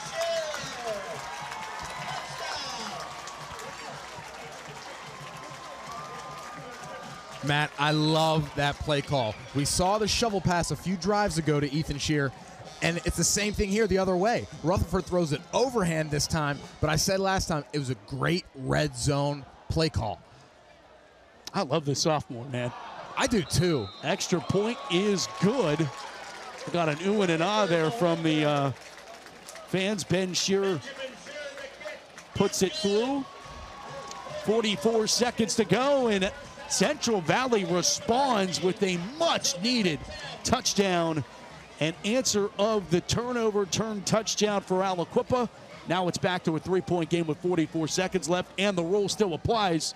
JP, you gotta hold on here and get this because Aliquippa knows they're going to get the ball to begin the second half. Right. You can't exhale yet. You can't fall asleep at the wheel. You know, there's still 44 seconds left. They need to close out the half. But to your point, I love the sophomore, Shearer, as well. He has a physicality and energy about him. It's contagious. And, you know, he sparked the Central Valley sideline a few times tonight by his reactions on the field.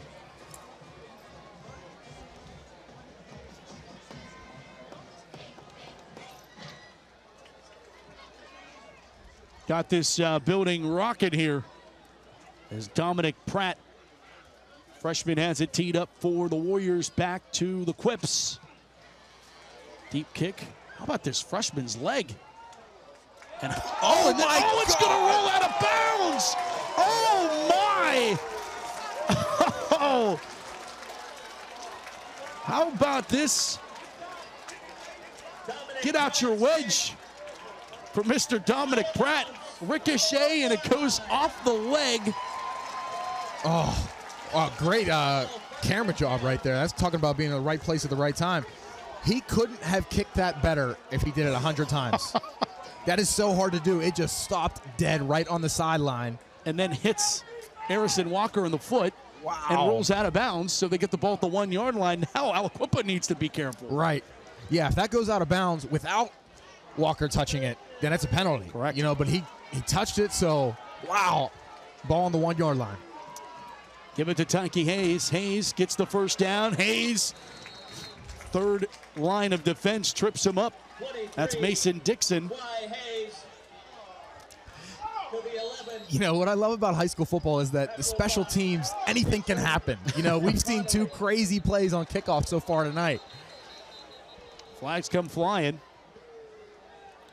before they get this one off as Hayes gives Aliquippa some breathing room, picks up a first down across the 10 to the 11-yard line. And I think you can a little bit see with the loss of Brandon Banks, what he does in the receiving game for Quentin Good. I mean, he's the leading receiver, 19 catches this season, 441 yards receiving, averages 23 yards a catch. Mentioned headed to Yale next year. Yeah. He's also an awesome young man, an awesome story. Yeah, you're right. I mean, that's Good's security blanket in the passing game. He really relies on him. So you can tell tonight that, you know, there's something missing there. Having a clock issue here, I believe.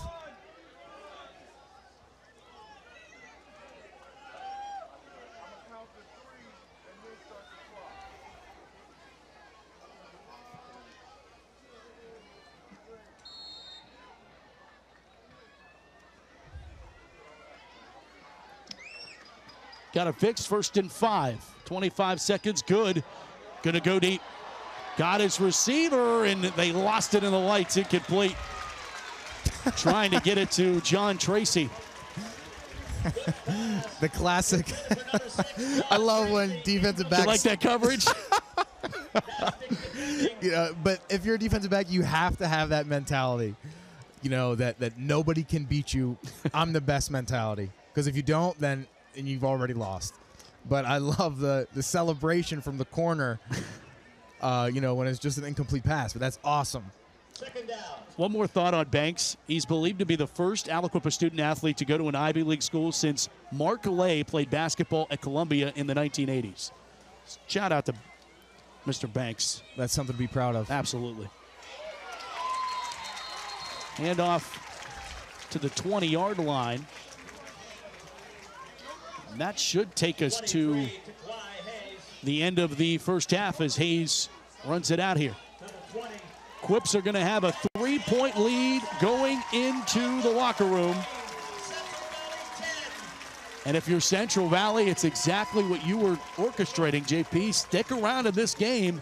Anything can happen. It's a 3-point ball game going into the locker room. You're exactly right. Just hang in there. Because then Aliquippa, who's so used to having the big leads, they get tense in the fourth quarter. Hey, wow, we're not used to this right now. Talk more about their closest bowl game. Looks like Mike Warfield is calling all of his team in on the field. He wants to talk to them before they even get to the halftime break. I like it. As we are going to try to go down to Mike Warfield if Susie Cool can grab him. I think he has other things in mind. There's no doubt. Yeah. All right, let's go down to Susie and Mike Warfield. Good to go.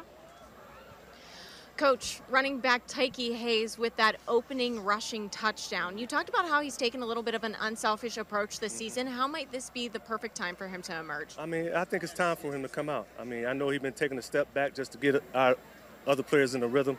So it was time to defeat him tonight. So we stopping ourselves. We're killing ourselves. I mean, they really haven't done anything. That pass interference, it was out of bounds. So we never get judgment calls. So we got to live with that and got to accept that. So it's just penalties that's hurting us. It's going to come down to a 4-quarter match tonight. A lot of your players play both sides of the field. How do you keep the energy and efficiency up going into the second half? They don't have another choice. So, I mean, they got players, too, going both sides. So we don't have a choice. So they're going to have to suck it up and dig down and keep playing. Thanks so much, Coach. Matt. Thank you. Thanks, Susie, and thank you to Coach Mike Warfield as he seems zoned in, I think is probably the best way to describe it. Certainly some things to mark up in the locker room. 13-10 our score here at halftime.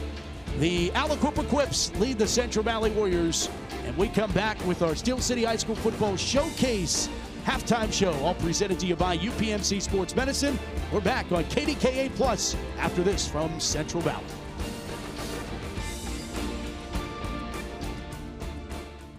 Sure, I'll be there at 5 a.m. I can binge one more episode. Let's face it, you don't always set yourself up for success. 5 more minutes. Where are my work shoes? But GBU Life makes it easy with life insurance and annuity products to help secure your future, so you have the freedom to do more of what you love. Congratulations! Retiring early must be nice. What are you going to do first? I think I'll sleep in. Secure your future today. Visit gbu.org.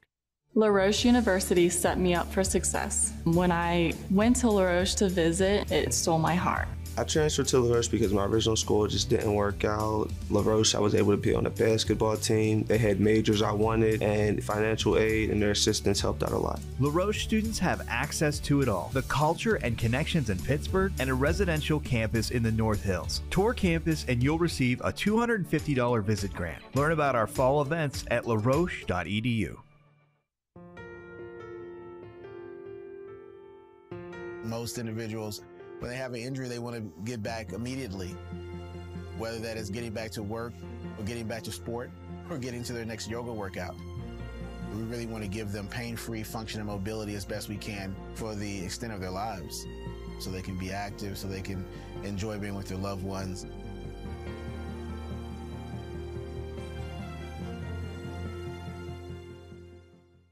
Here at Loway, we have a pretty vast array of customizable promotional products, from pens, signs, mugs, water bottles, really anything you can think of. Some of the main services we provide here are screen printing, embroidery, and promotional products. What really sets us apart from our competitors is our on-staff design crew and our customer service. We can really help take your branding and marketing to a new level.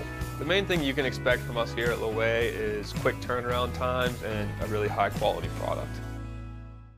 Trout Plumbing is a registered and insured master plumber that services the South Hills. They offer a variety of services, including camera inspection and dye testing. Trout Plumbing also offers a veteran and senior citizen discount. When in doubt, call the Trout at 412-983-8106. Pittsburgh. Its long and proud heritage is beautifully preserved in the awe-inspiring buildings that surround it, in the places where we live, where we worship, and where we play. One company has been awarded the challenge of restoring all that great heritage for nearly 75 years. Mariani and Richards, restoring the heritage, preserving the pride.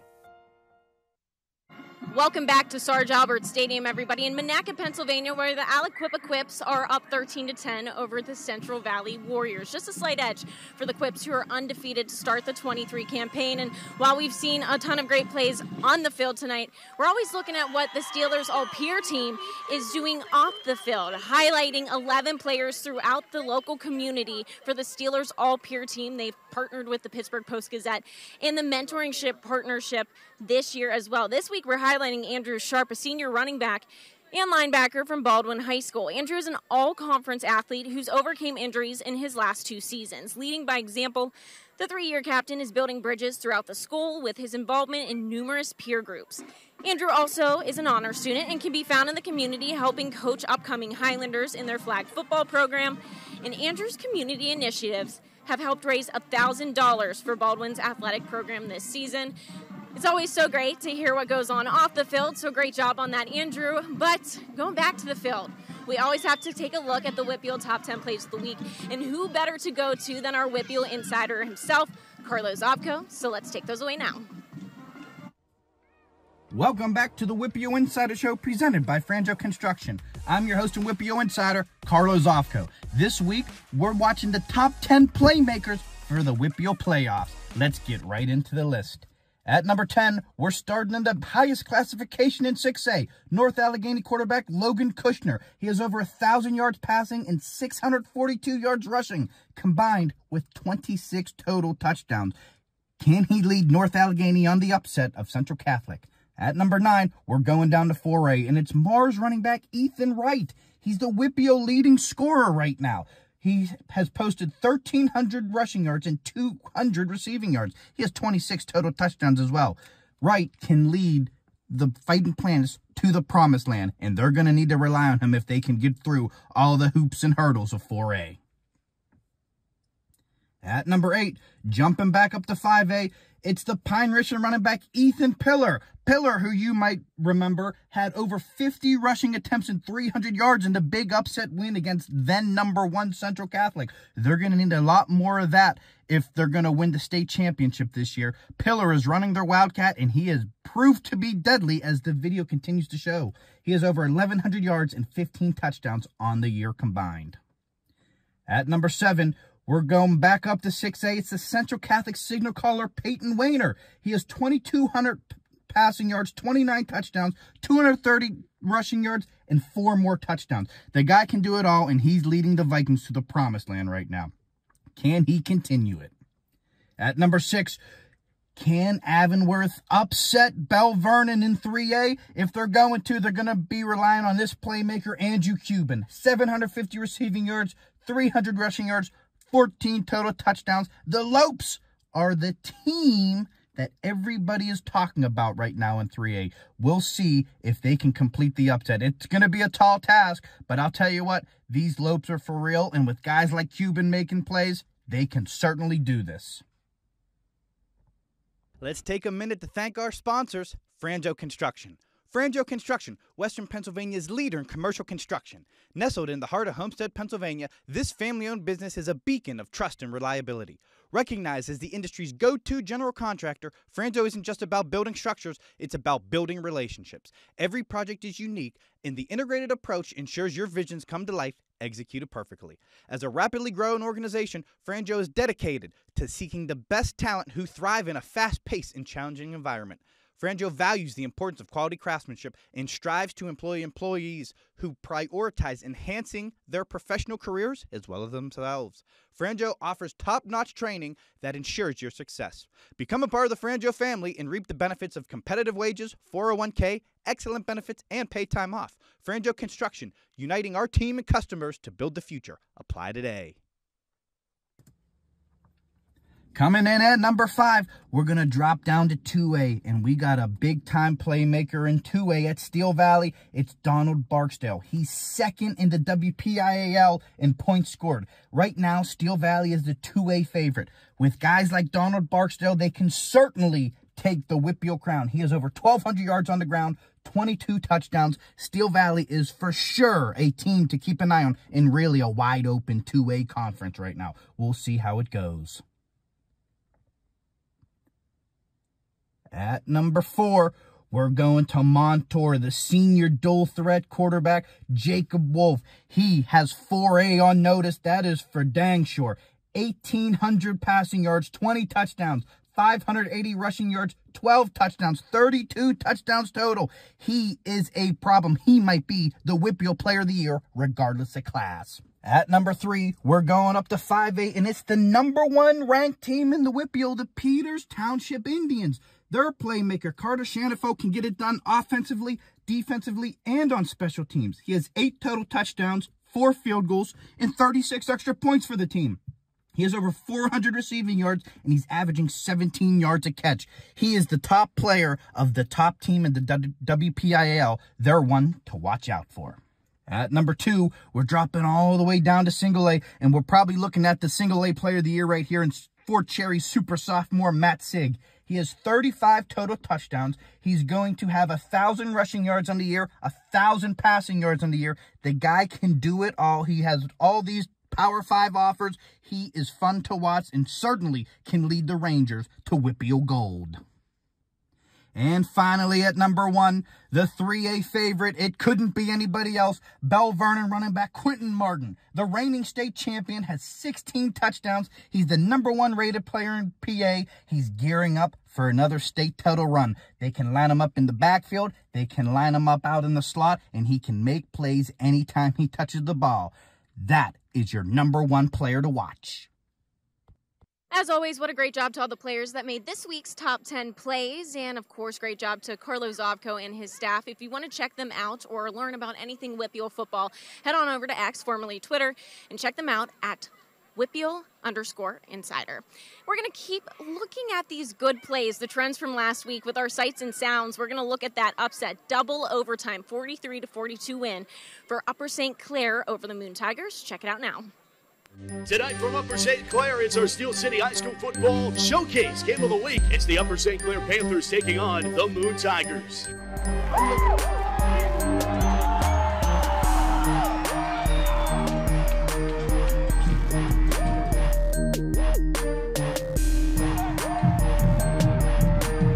Motion is Brona getting the snap as Perzoli reverse it, coming here to the near side, trying to get an opportunity, wide open flip over for the Moon touchdown. The Tigers hook up. Nicholas Clemens makes Dallum and the Wildcat going to take off with it. Bounce it to the outside. Dallum to the end zone for the Panther touchdown. And there's a burst of speed down the far sideline. Is anybody going to catch him? No, he's going all the way for the Tiger touchdown. Paul Brona breaks free. Flea flicker opportunity here. They're going to let it fly down the middle of the field, and it works to the 5. And the money to Van Helman. First and goal, Panthers. Helman going to throw it back. Completes the pass over to Banbury, who is into the end zone for the St. Clair touchdown. Hellman hooks up with John Banbury. When 4 isn't enough, we go to overtime. From the 4, the Moon needs the end zone. It's Brona keeping. Brona going to try to get to the corner. Brona's untouched for the 3rd time tonight. Touchdown Tigers. Goal from the 13. Hellman back to pass. Slant route. Got a man. Caught. Touchdown. Panthers. Hellman back to pass. Backside. Throws on the money. Caught for the touchdown. 2 points. It's good. St. Clair wins it in overtime.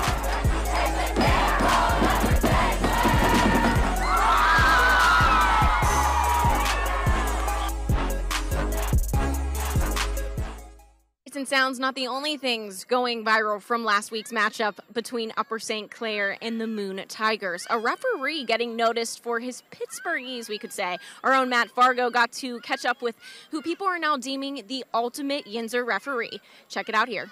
Oftentimes when we talk about referees throughout sports, it's because they blew a call or it was questionable. But for what happened last week, we have somebody who's joining us that if there was a Yinzer Hall of Fame, he certainly would be inducted into it. The Yinzer referee joins us now. Marty Lynn, thank you so much for taking some time out, Marty. Thank you for having me. How has this all been for you? The publicity, the sense that you've gone viral. What's this been like for you the last couple days? Kind of overwhelming because, like I said, like I told you earlier, being an official, you never want to be known. Because usually when you're known, it's because you've done something wrong. So. When did you find out that you did go viral, and how did that first story, those first couple moments when you did find out things were starting to pop off a little bit? It was Saturday afternoon. When I come out of the hospital, I seen on my phone, my good friend Matt Shipton sent me a text. He sent, it was a picture of the that you should be mayor, and then, so I started looking at it, and I was laughing. It was funny. It was really good. 5-yard penalty, still first down. Defense, number 6. 15-yard penalty, the result, first down. Face mask, defense. That penalty be assessed on the kickoff. The extra point is good. You said to me off camera that you've never really been known or noticed yourself that you had a Pittsburgh accent, I don't get which most Pittsburghers don't, right? I don't get to see many of my games because I don't believe in DVRs or anything like that. I just, if it's on, and then I wait for people to tell me how it was. Yes, you're a Pittsburgher, born and bred, from McKeesport. Yes. Didn't play sports in high school, so how did you end up finding your way into being a PIAA official? My older brother, he's for 50 years he was doing baseball and basketball at WPIAL, and now he's like the rules interpreter for baseball for the state. He works for the state. Well, then when I moved back from New Jersey in '90. I got a job up at Irvin Works because they were looking for craft people to come back. They reached out to us to come back to work. So I figured that would be a good opportunity to get back here. So I started to work. I was there 3 months, and they told me I'm getting laid off. So I told my brother, I said, I got to get some money to supplement my income while I'm laid off. And I was only laid off for 2 weeks, I think it was at the time. Well, anyways, then I took the test for baseball, and that's when I started baseball. Was in '91. Started doing it. You know, I think this only adds to your story of being a Yinzer. One of the most Yinzer jobs that you could possibly have is working at a still mill. Oh, exactly. Yeah. And you got a taste of that over 30 years at the last place that you worked. Yeah, so total with the 10 years from the National Tube and then the 30, I had ended up with 42 years total when I retired. You mentioned to me before about, you know, being a PIAA official, but also realizing that we're trying to recruit the next generation of PIAA officials, and the shortage of that is, and one where if things don't change in the way that things are going right now, games aren't going to all be played on Friday nights, and they're going to have to start spreading officials out. How important that is just to recruit some young people into putting on the stripes. It is. It's really important to do that, because what we're doing now in baseball right now with the state is they've started a program where we've opened it up to high school kids. Okay, and then what they'll do, they take their test, and then what we do is we put them with a senior official, and then they work underclass games, 8th and 9th grade, stuff like that, to get their feet wet, and then they learn that way. So at least that's one way of starting them. Football, I don't think we've started anything like that, but we're trying to get guys, the young men and young women, to come into there and work their way through midgets and then get into the high schools. A lot of guys are coming first year, and they're working on high school games right off the bat. Some of the comments from your video said that they were comparing you to Myron Cope, and that you had the voice of Pittsburgh. How do you respond to something like that, being that you're kind of being painted as the Pittsburgh guy? Never knew I had anything like that, like it says. Never realized it until you've seen these comments, But then again, if you're from Pittsburgh, nobody notices that when you're from Pittsburgh. Probably most of the people that are saying that aren't from here. Right. So Pat McAfee puts you on his show and has put you on his show for the last couple of days. Yes. You got featured with Aaron Rodgers. Do you ever think in a million years you'd be on Pat's show, another Pittsburgh guy who loves, it's well documented, he loves his Yinzers. Oh, yeah, he does. But even for Aaron Rodgers, a guy that's not very familiar with the Yinzers, wanting and appreciating what you did. And he had a good laugh about it, too. Now, he mentioned that if the NFL ever were to lock out again, that he wants you as an official. Would you take him up on that offer? I'm a little old for that now. Those guys move too quick for me. Well, Marty, thanks so much for taking the time out. I really appreciate you hopping on and embracing this. I hope you know from both JP and I, we were not making fun of you. We were embracing this. I think it's an awesome thing. Thanks a lot. All right, Marty Lynn joining us here. And if you don't mind, stick around with us. We're going to do some little fun Yinzer phrases with you. Sounds good. All right, here we go. Are Yins going down to Southside Giant Eagle? Throw some Isley's chipped ham in the buggy. We need some pop and jumbo, too. Some jagoff cut me off in traffic downtown on my way to Permanis. It's slippy out. Don't crash in the creek. You are a Steelers fan, right? Oh, yeah, I'm a Steelers fan. I'm a Pirate fan, too, but I can't stand to go down. I can only watch them on TV. You know, it's like sticking a hot poker in your eye watching them. That's a good one in its own sense. Result of the play, first down. Still first down. It's funny, the Ultimate Yinzer referee said that you don't want to be known on the field. How about one of the refs here today already came up to me and said, "Hi, I'm Tom. I've been doing this for 44 years. So I guess everybody is a little bit different when it comes to reffing high school football. Matt, great job on that. We got second half action coming up. Matt Fargo and JP up on the call. You guys got this. Thanks so much, Susie. And you know what? I think, JP, the word's out now. We put officials on, so now Susie's having to deal with it. Now they're on the sideline. But, hey, man, kudos to you. You said it. And the onslaught of media attention that came with it, I really appreciate Marty doing that. That was pretty fun. It's cool, you know, the unsung heroes of the production and high school football in totality, they get their flowers, which is awesome. No question about it. And these two teams deserving of flowers. And you said it in the pregame. This is like Steelers-Ravens, and it's really playing out that way, isn't it? It is low scoring, not much offense. All the defenses are involved. Sometimes you'll see a big special teams play. You know, it's really all the makings of a great game tonight. All right, let's take a look at the first half highlights. Tyke Hayes' first play from scrimmage. And Aliquippa capitalizing on that muffed kickoff. Central Valley gets on the board with that 37-yard field goal. Central Valley's defense coming to play, planting them deep in their own territory. And here a great throw by Rutherford. Well, not so great. It ends up finding the white jerseys. Interception there that sets up Aliquippa in great field position. But Central Valley's defense would lock it down. But the 3 turnovers are the big key here. And this one was the killer. And guess who it is again for the second time in as many drives. So Marcus Walker gets the scoop and score for the touchdown. You know, huge 2 plays for him to get the defense on the board. That's something you don't see often. And, you know, especially when Aliquippa's offense is lacking so far tonight, other than the first play of the game, you know, the defense stepped up and helped them in the points category. Let's take a look at the first half statistics. Total yards, very even. Central Valley leading in the category 106-102. First down, same goes to the Warriors. There's the turnovers. That's the category you don't want to lead in. Central Valley is leading in. And the other category you don't want to lead in, Aliquippa is doing so. 67 penalty yards, kind of keeping on pace on where they've been this year.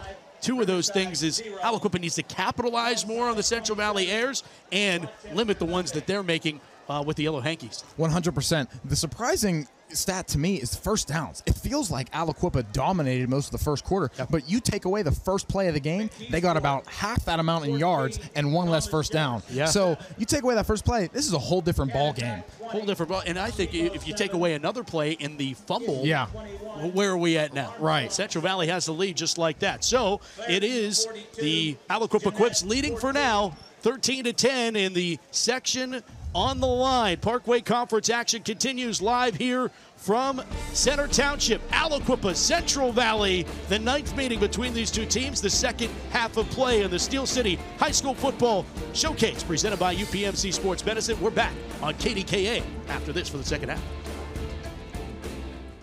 Panera's You Pick 2 means when part of you wants crispy, crunchy, fresh, and part of you wants melty, smoky, peppery. Both U's win big. You pick 2 and get more. Cater your next event with Panera. Fall is in the air at Pittsburgh's premier outdoor shopping, dining, and play destination, the Waterfront. Find fall weather gear at retailers like Old Navy, DSW, and Rally House. Dine at family-friendly restaurants like Primanti Brothers, Shorty's Tap and Taco, and more. Experience indoor playtime at Dave & Buster's, Urban Air, and more. Speaking of play, the Waterfront is a proud sponsor of this Steel City High School football broadcast and happy to support WPIAL football across our region. Visit us at waterfrontpgh.com for more information. Maya, can you come in here, please? Already. Yeah, Dad, what's up? Is that your brother on the TV? Yeah, that's my brother. It looks like it's tonight's game. But how can that be your brother? I have never missed a single game. We couldn't go tonight. Remember, you broke your foot. Right. Well, I don't know who's putting on this production, but without them, I'd be missing this.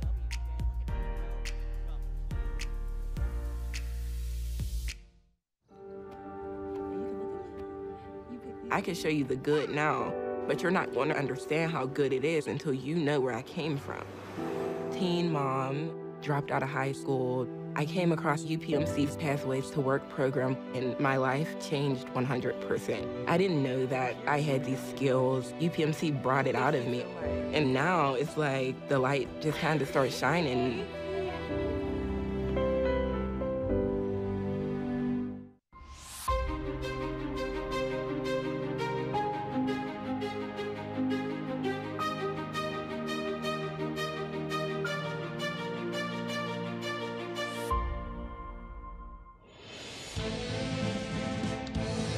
We're back to Central Valley for the Quipps and the Warriors.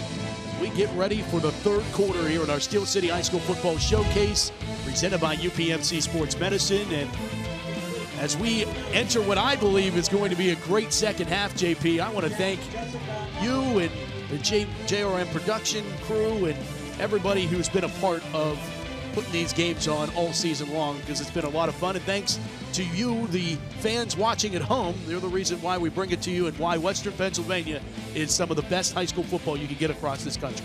Yep, I believe and I hope that we are in store for a great competitive second half. And, you know, I think it's on par for all of our games this year. It seems like every game either goes into overtime or, you know, is won in the final minute. So shout out to whoever's picking the games. I think they deserve a special shout out for that. Powers that be. Aliquippa is going to get the football to begin this second half. And JP, I have to imagine, and I've admittedly not been in a high school football locker room as a player. I've not been in a college locker room as a player. But I have to imagine if you're in the Mike Warfield locker room, there's an expectation that 23 is going to get a lot of carries here in the second half. They are going to feed the beast. And that's what they should do. We talked about pregame. The keys to victory for Aliquippa, star power. They got to lean on their studs. They have a few guys on this team that will play after high school. 99% of high school players won't play on Saturday. Right. And so they have a few guys that are different, and I expect them to carry Aliquippa to victory. Dominic Pratt teeing it up. Back to the Quipps to start things here in the third in a showcase. And whistles. Just some fluky things happening on this Halloween weekend on these kickoffs to start halves. We're going to get offside. I think that's what they're going to call offside. 5 yards, illegal procedure. Yep. Well, usually you don't see them stop the play for that. Yeah, right? That's interesting, yeah. Usually they let it play out, and then the team will have a choice to take 5 yards or re-kick it. So the freshman backs up 5 yards. And let's do this again.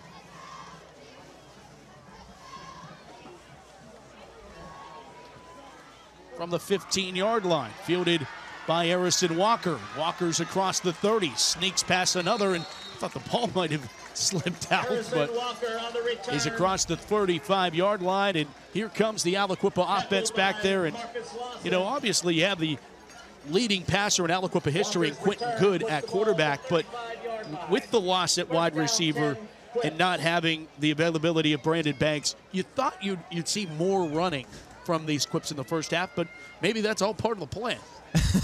I don't think the first half is quite how they drew it up, but I expect a statement drive here for Aliquippa.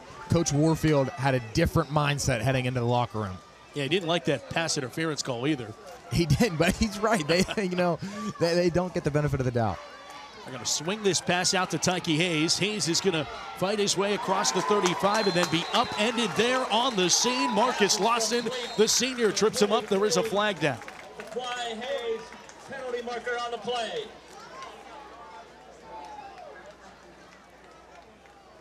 Number 3, Marcus Lawson on the tackle. Penalty is holding against the Quipps. Holding against Aliquippa.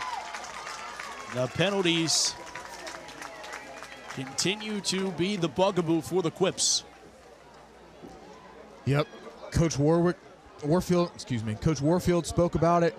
We talked about it. Everybody knows that, that's the thorn in Aliquippa's side. So if they could eliminate, shooting themselves in the foot, they would be a lot more successful. I mean, I guess it's hard to get more successful than they've been this season, but if that's one area they can improve on, that would be it. So it's first down at 20, back at the 25. Now they'll go shotgun. Good gets the snap, back to pass. Screenplay is set up, but too far. Ends up ricocheting off of one of the linemen. Eric Radsberry got caught with the shrapnel there off the ankle. One final note on the penalty theme is it doesn't really make a difference until it makes a difference. In a game where you can just out-athlete and out-talent everybody, nobody notices it. But in a game like this, those small things show up. And, a wise man once said, it catches up to you when it catches up to you. So hopefully for Aliquippa, tonight's not that night. Second down at 20. Curious on who the wise man was. Flags and pointing in both directions. On par for the penalty thing. Yep. And it's the Quipps a false start.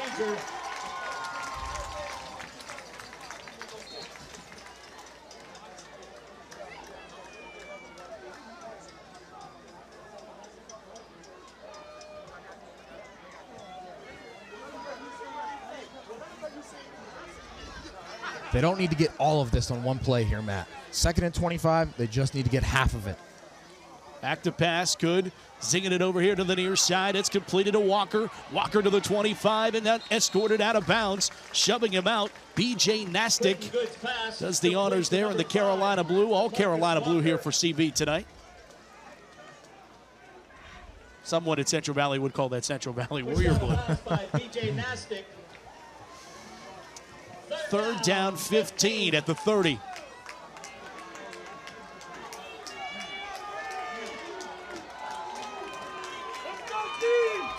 Trips go top of the screen. Blitz by Central Valley. Good gets it out of his arms. Throws it completed into the flat. And he's leveled at the 30-yard line. On the scene, Quinn Conley. On the tackle there of Harrison Walker. And it's 4th down. There's the sophomore again. Nice stick there by Quinn Connolly. Great job wrapping up. A lot of young defenders, they'll make initial contact and not wrap up. And 4th down. He's shown us some flashes of talent a couple times tonight. Quinn Connolly's having himself a game tonight, fellas.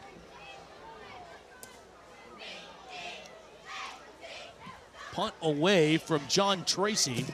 Caught at the 41. Shrugging off one and can't shrug off another is the freshman Makai Ahmed. Warriors take over 39-yard line, and well, there was a box from Mark Lyons going into this second half. First box was to get Aliquippa's offense off the field on that opening drive. Consider that box checked. So here comes the Central Valley offense. Yep, most great defensive coordinators have the standard for their defense. 1st and 3rd quarter shutout, and first drive 3 and out. So they already checked the box with the first criteria for that. I think Aliquippa jumped, and they did. They're going to give them a free 5. And it's going to be another 1st and 5. And I think we've had 3 or 4 of those tonight. Some scores from around the Whitfield. The most interesting one is Montour 21, West Allegheny 10. McKeesport leads TJ 14-7. Clarendon up on Jeanette 42-14. Bell Vernon leads Elizabeth Forward 21-14. That's a conference championship battle.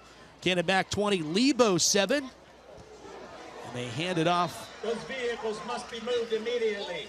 To Jance Henry, and Henry goes backwards. He's going to lose a yard. Back to the 43. By 17, Gilbert. One more score. Peters Township 42, Bethel Park 14. Wow, Peters is definitely going to be the number 1 seed in 5A. 2nd and 5. The ball number 43.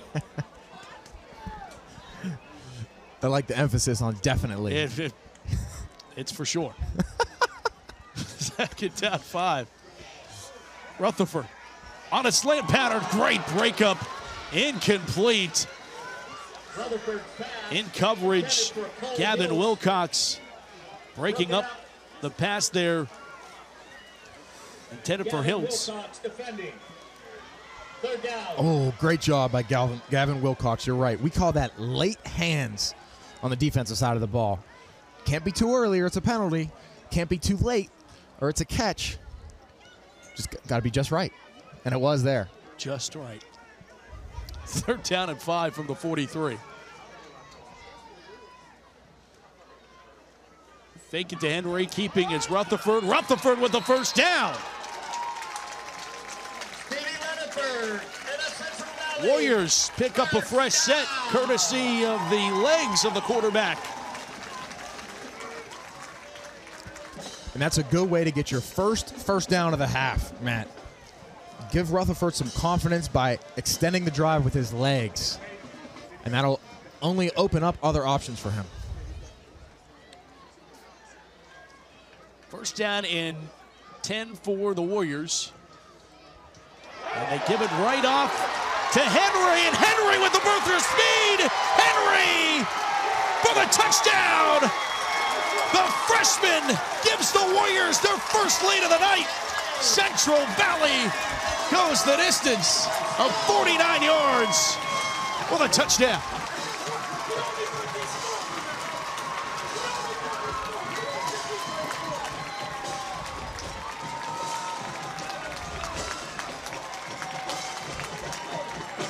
And this place is rocking, Matt. He's a freshman?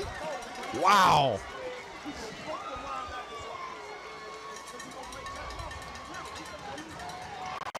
Extra point is good from Ben Scher.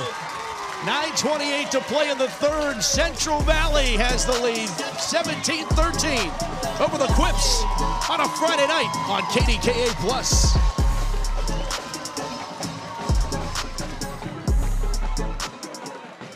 Around here in the fall, harvest moons, cool, crisp evenings, and on Friday nights, legends come alive in Pittsburgh. WPIAL High School football. Allegiant Community Federal Credit Union is a proud sponsor of the Steel City Game of the Week.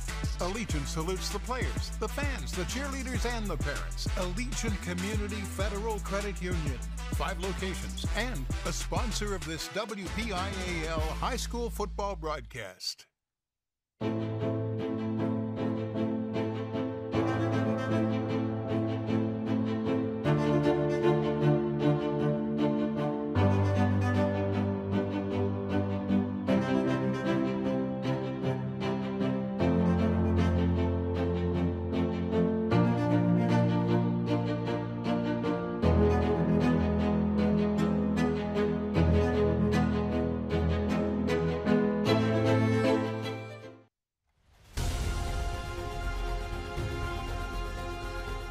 Looking to escape a dead-end job?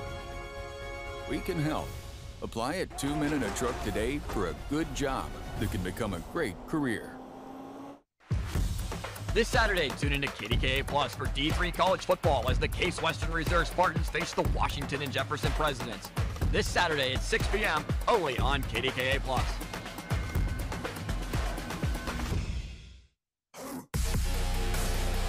Welcome back to Central Valley. Central Valley has the advantage, 17-13 over Aliquippa in this rivalry renewed.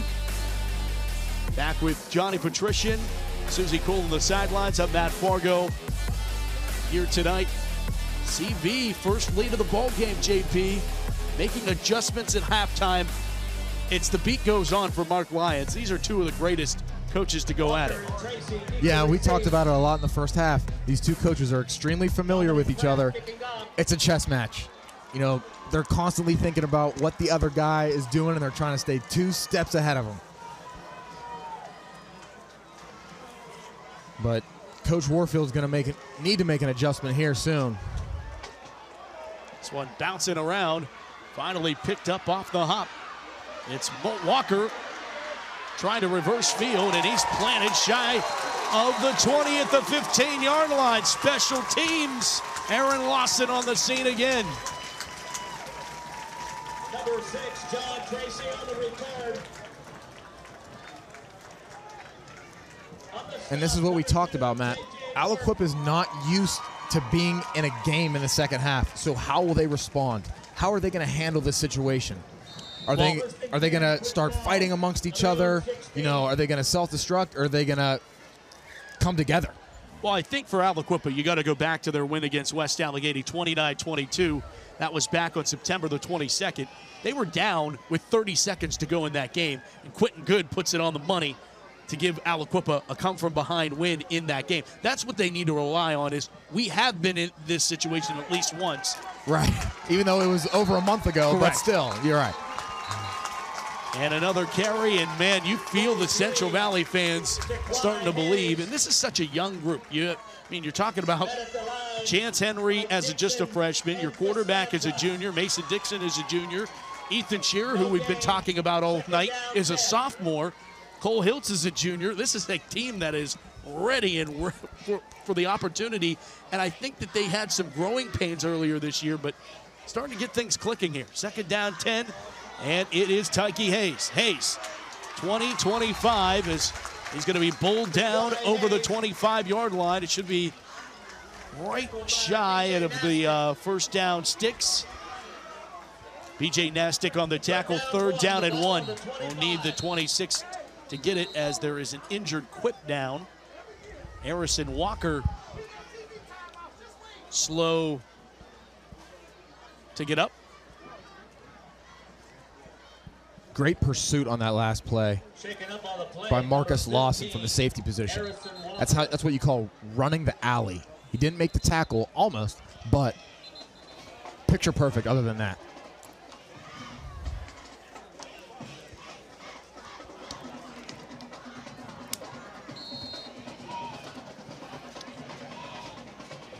You know, Lyons, talking about Mark Lyons, lost 3 straight WPIAL championships when he was the head coach at Monaca, which is one of the 2 schools that merged to form Central Valley. And then he won 3 straight at Central Valley. Been a impressive run for him. And how about this defense for Central Valley? All over the field, they hand it off, and he goes nowhere. It's 4th down. Tyke Hayes has been bottled up. He has been very quiet since the first play of the game. But he's going to break one here soon. You know, it's only a matter of time. Shearer was in on the stop for the Warriors, 4th down, and this is a big one, JP. 17-13, 8 minutes to go here in the 3rd. Going forward on your own 25. And they jumped, but they're not going to call it. Hayes is going to get the 1st down. Oh, my! Was there a flag down? It doesn't look like there is. That's a 1st down. They're going to miss this. Here's the replay, guys. Oh, wow.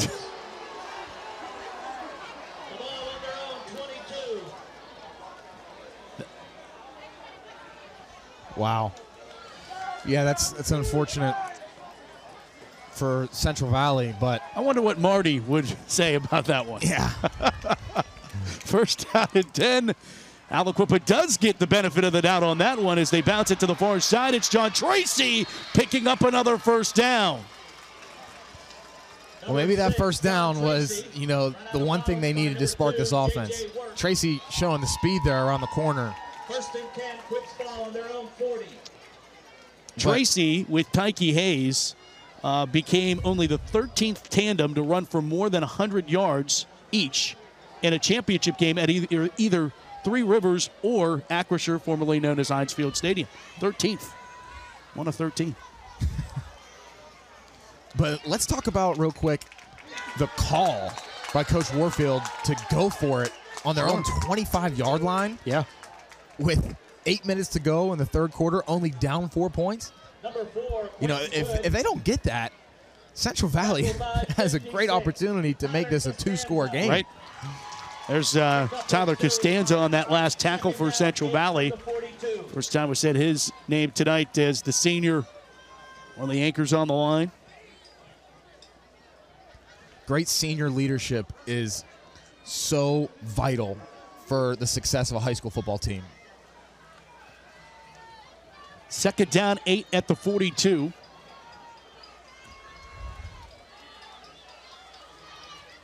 Good goes play action. Throws it out far side. Got his man completed to Marcus Walker for an Aliquippa 1st down.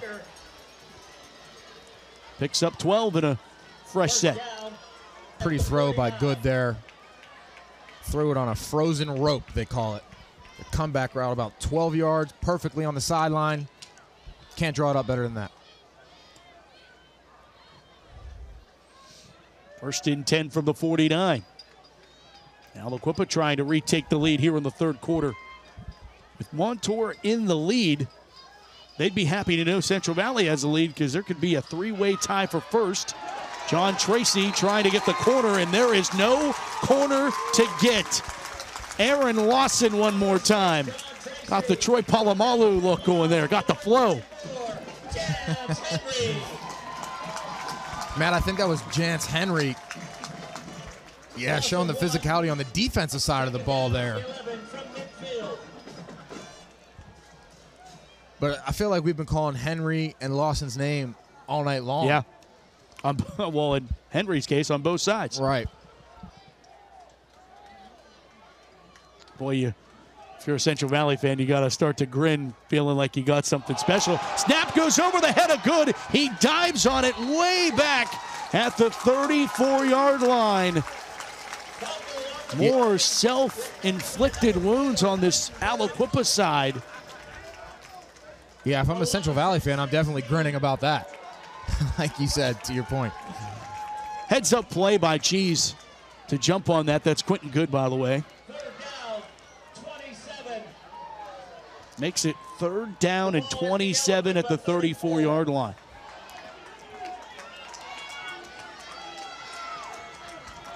Now let's see if Aliquippa is going to be aggressive here and even try to get the first down, or just play it safe and try to get out of this possession. Back to pass and whistles. Blown dead. False start Aliquippa. 5 more. Illegal procedure against the Quipps. They definitely have over 100 yards in penalty yardage by now. I think that's their 5th penalty of the half. 3rd down, 32. I mean, it goes back to our overarching theme of the game for Aliquippa was don't beat yourself. And so far in this half, they've been their own worst enemy. 92. 92. From Jamie Usual. Okay. I think you forgot a false start in there, so 97. You'd still be shot. You weren't a math major, were you? Closer. 3rd down and long. Good, avoids one. Gonna fire it deep down the field. It's gonna be a jump ball, and it's broken up beautifully by Aaron Lawson.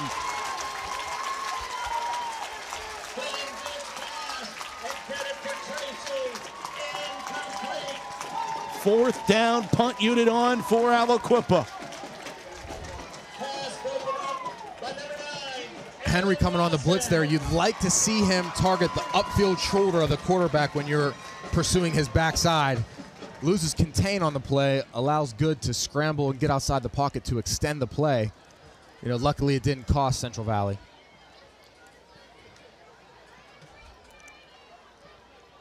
Fourth down and 32.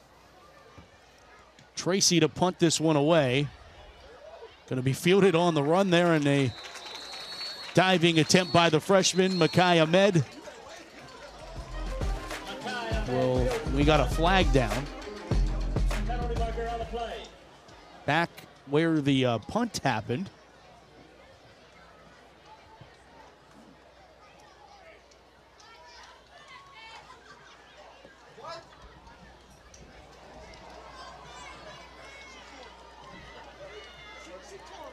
A penalty on Central Valley. So they're going to assess this and then, I would assume, re-kick. Central Valley penalized 15 yards, grabbing the face mask.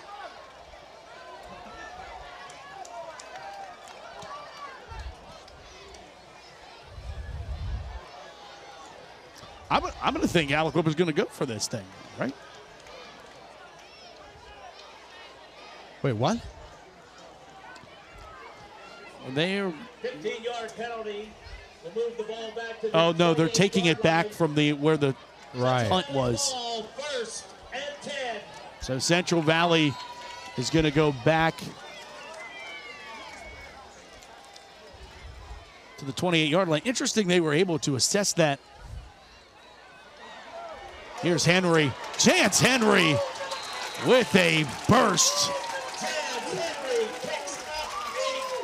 7 yards, maybe 8 to the 36-yard line, and there is a down Quip. That will stop the clock with 3:44 to go here in the 3rd. Physical run there by Chance Henry. On the last touchdown run, we saw the breakaway speed, we saw the vision, and there we saw the physicality. Obviously, we hope Cam Lindsay is okay.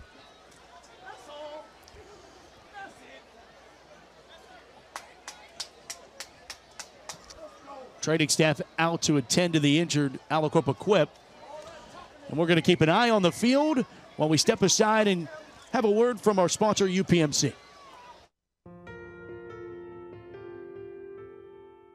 Most individuals, when they have an injury, they want to get back immediately, whether that is getting back to work or getting back to sport or getting to their next yoga workout. We really want to give them pain-free function and mobility as best we can for the extent of their lives, so they can be active, so they can enjoy being with their loved ones.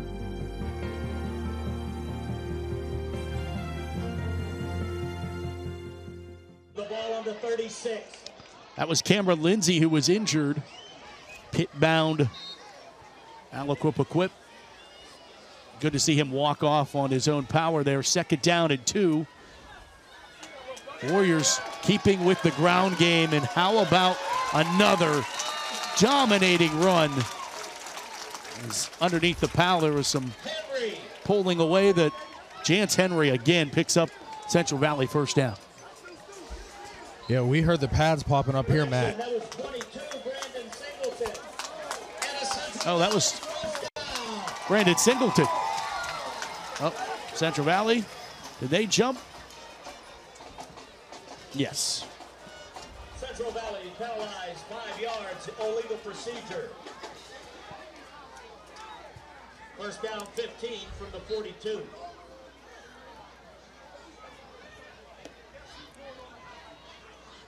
First down 15 at the 42, full house. For Rutherford, gives it up to Mason Dixon. Mason Dixon, another great run to the 49-yard line. I'll tell you what, Matt, Mason Dixon, you know, he runs like he's mad.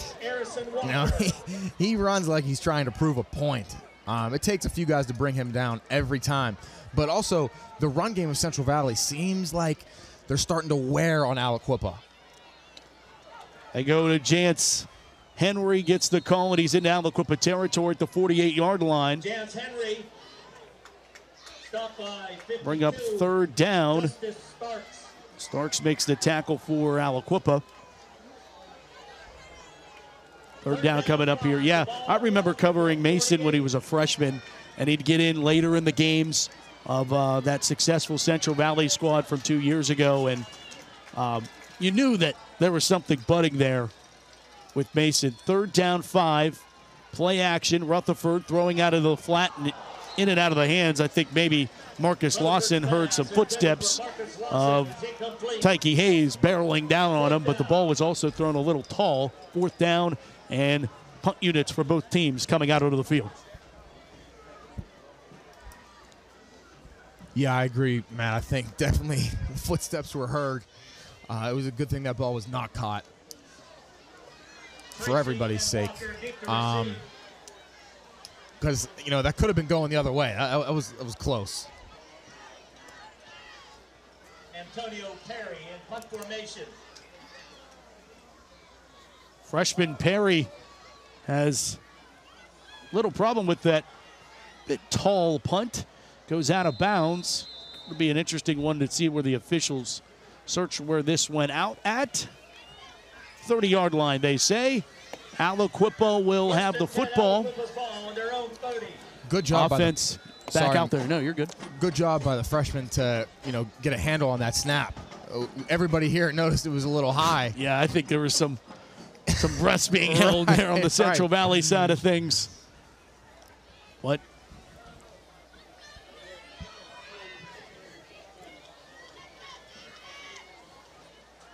Minute 56 to go here in the 3rd. Central Valley has the lead, 17-13. Action here on a Halloween weekend. You're doing it right on the Steel City High School Football Showcase. We're back on KDKA Plus.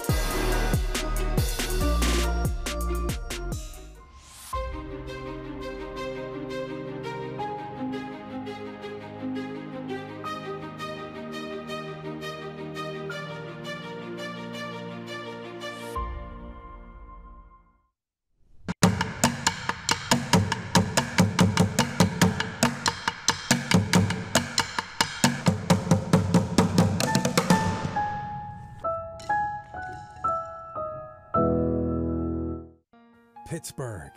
Its long and proud heritage is beautifully preserved in the awe-inspiring buildings that surround it, in the places where we live, where we worship, and where we play. One company has been awarded the challenge of restoring all that great heritage. for nearly 75 years. Mariani and Richards, restoring the heritage, preserving the pride. I started working out with my dad when I was 12 years old. He said, while everybody else is sleeping, you up working. It's gonna pay off for you. Biggest decisions I ever had to make my junior year. I had my daughter at the time, so, I'm like, I gotta provide. I had the opportunity to leave early. I had to make a decision. Was I gonna leave or was I gonna come back to college for an extra year? I'm about to cry talking about this shit.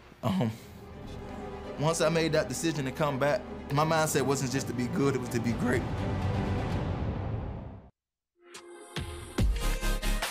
Welcome back. Steel City High School Football Showcase. 17-13, Central Valley leads Aliquippa. And the 9th meeting between these two teams in 8 years. Quipps will have the football, 2 minutes to go in the quarter. All resting at their own 30-yard line. Good, going to go under center. Turn around and hand it off. Tracy breaking free. John Tracy down the far sideline. Tracy is gone. Touchdown, John. Touchdown, Aliquippa. 70 yards for the Quip touchdown. And the Quipps are back in front on yet another first play from scrimmage touchdown. We saw the vision. We saw the breakaway speed. Look at that cutback right there. But then his home run hitting speed takes him for 6. Nobody was catching Tracy. 70 yards for the Aliquippa touchdown and the lead back in favor of the Quipps. Slow to get off the field there is Aaron Lawson for Central Valley, being escorted off by athletic trainers. Now with 1:42 to go in the third. Extra point coming here from Malachi Shagog. Out of the hold of Emerson Walker. Snap, hold, kick, no good. 2-point game with 1:42 to play here in the third. And that's something to circle with Central Valley, knowing that they have a field goal kicking unit that's already hit a 37-yarder in this one. Great point. All right, let's go down to Susie Cole. I caught up with Central Valley head coach Mark Lyons prior to this game, and I said, who do you need to make a game plan for when it comes to the Aliquippa lineup? He says, it starts with the 1-2 punch of Tyke Hayes and John Tracy.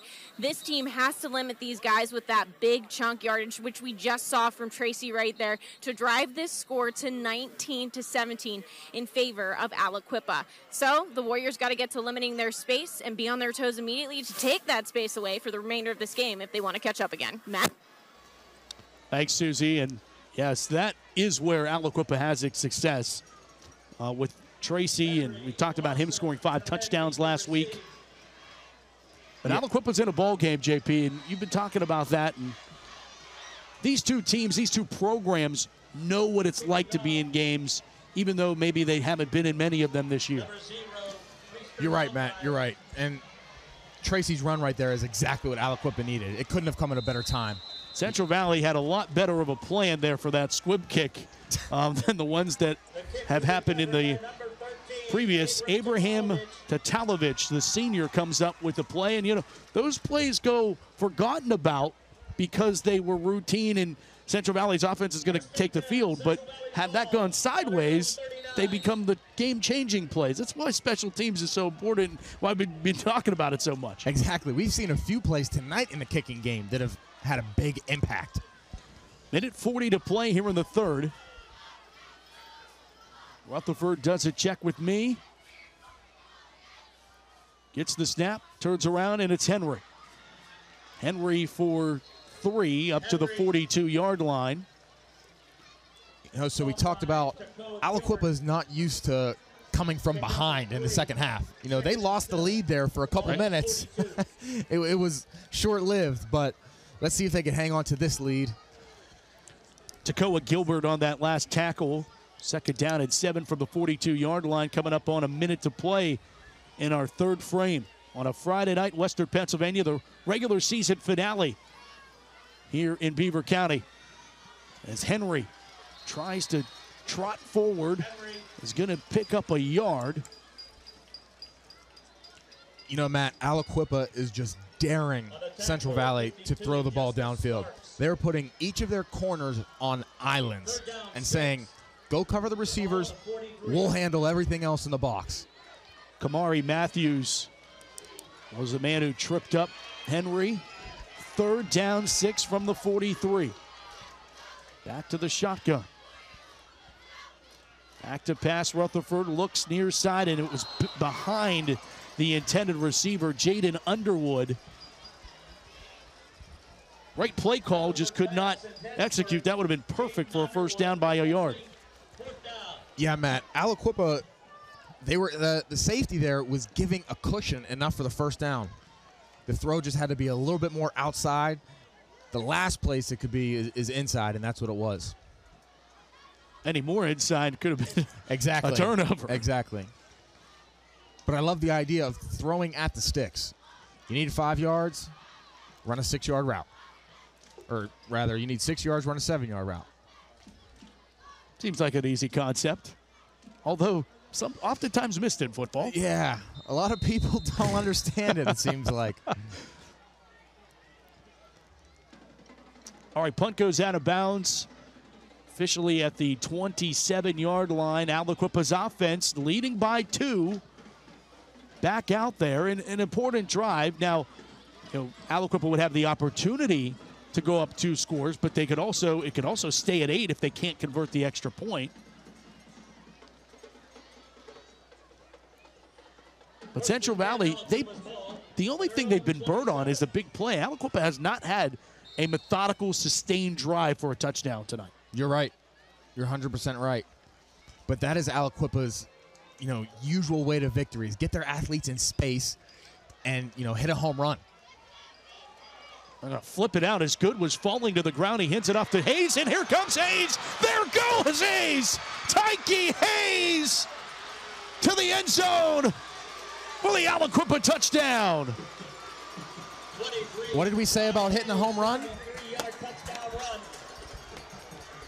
73 yards for Tyke Hayes. And if you're Central Valley, just when you felt like you had this game in control, you just had the lead 3 minutes ago, and now it could be a 2-score game the other way. I'm going to go back and circle that. The false start, JP. Oh, jeez. That was the drive. You wonder. We'll never know. Right, we won't. We won't, and that's football and life. Yeah. Life goes on. It does. Yeah. Coach Warfield talked about, when he was heading into half, they don't get any calls. They got one, and it doesn't get bigger than that. No, because, at that point, it would have been a 4th and 6 and at your own 19. And then you punt it. Yeah. Yeah, you don't even go for it at that point. Right. Timeout Aliquippa. So the ball was dropped, and then Good flips it out here. Watch this. So this is a fumbled snap touchdown. Wow. A few times tonight I've noticed. And the show begins. Yeah. Then we're off to the races. But I've noticed a few times tonight how good of a job Good does by handling the ball with his fakes, in play action. And right there, it shows again being able to pick up the ball off the ground and pitch it perfectly while he's laying on the ground. It's easier said than done. We were talking about Aliquippa trailing in total yards at halftime. The last 2 plays, JP, for Aliquippa, 143 yards. The last 2 plays. Yeah, that's 2 home runs. Yeah. And right on par. It seems like this happens every week. We're talking about something and it happens. We just said, Aliquippa got to get their guys in space and how they don't drive methodical, Yeah, the head was methodical. Yeah, right. Give it to your best player and let him run. You said it earlier about Tyke being due, and you know he's going to break one. It's just a matter of when. Well, there it is. 2-point conversion. This one's a big one because it could keep it a one-score game. Play action, good. Going to throw it and catch for the 2-point conversion. It's good. Jace Williams on the reception. Perfect call. Everybody in the stadium thought they were going to hand it off to Hayes. And, you know, coming into the game, Coach Warfield had that in his back pocket. Every offensive mind has a few plays that they have in their back pocket that they're going to use for 2-point conversions or goal line situations if that opportunity comes up in the game. And that was perfectly executed by Aliquippa. Now it's a 10-point advantage in the Aliquippa Quipps favor, and this has been a roller coaster of a ball game, back and forth. Quipps had all the momentum early in this game. Score because of a muffed kickoff. They get the ball in Central Valley territory, deep in it. First play from scrimmage, Tyke Hayes goes in for a touchdown, and everybody's looking at each other going, oh boy. Central Valley's defense locks down, kicks a 37-yard field goal to make it 7-3. Then the Warriors just kept in it, ended up turning the football over on a scoop and score touchdown that expanded Aliquippa's lead. But the Warriors went right back down the field. Let's take a look at some of those first half highlights. Here's Henry going the distance. Well, Matt. And here's Henry on the return, bouncing it to the 35-yard line. As that's going to take us to the end of the third. 27-17, end of 3 here from Central Valley. All tricks, no treats. Or maybe we'll have a treat or two here in the fourth. We'll be back. Steel City High School Football Showcase, presented by UPMC Sports Medicine on KDKA+. Panera's You Pick 2 means when part of you wants crispy, crunchy, fresh, and part of you wants melty, smoky, peppery. Both U's win big. You pick 2 and get more. Cater your next event with Panera. We raised $5,000! When you purchase life insurance and annuity products from GBU Life, you also have more opportunities to give back to your community. GBU matches donations you make up to $1,000 per member. I have GBU Life Insurance. Oh, wow. I have a GBU youth policy. Whoa. We've got GBU annuities. Hey! Our $5,000 just turned into $10,000. That's a lot of big checks. Find out more at gbu.org.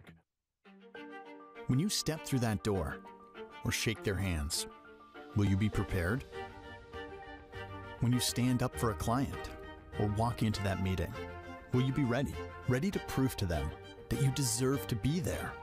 When you come to Washington and Jefferson, you will be.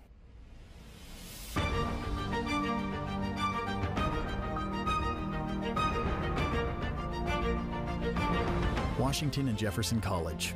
Are you ready? I can show you the good now, but you're not going to understand how good it is until you know where I came from. Teen mom, dropped out of high school. I came across UPMC's Pathways to Work program, and my life changed 100%. I didn't know that I had these skills. UPMC brought it out of me. And now it's like the light just kind of starts shining.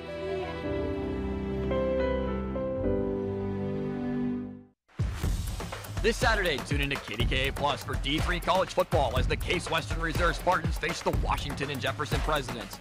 This Saturday at 6 p.m. only on KDKA Plus.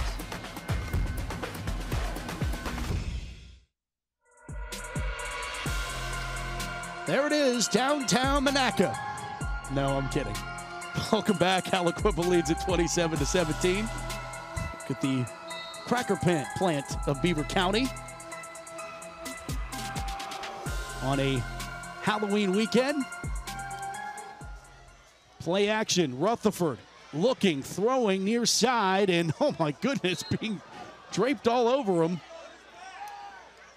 And they're not going to get that call. Matt, to me, this is the moment of truth that we'll really find out who Central Valley is. Yeah, they had the lead a few minutes ago. Now it's a 2-score game. Are they going to make a statement here and make this a ball game again? Or they could just roll over and say, you know what, it was close for a few minutes. We'll see you in the playoffs. That is the question. Love the response by Aliquippa, though. Yep. They get down, get a little bit of things not going your way. You said it, are players able to stick together? This pass is low and incomplete, intended for Marcus Lawson. It's going to be 3rd down and 10. And the last thing you want to do is go 3 and out and give the Quipps offense the ball back, who has racked up over 140 yards of offense on their last 2 plays. Right, because this game sort of has that feeling where it can go, one of 2 directions. It could either be a good game in the 4th quarter or, Aliquippa can run away with this thing. Yeah.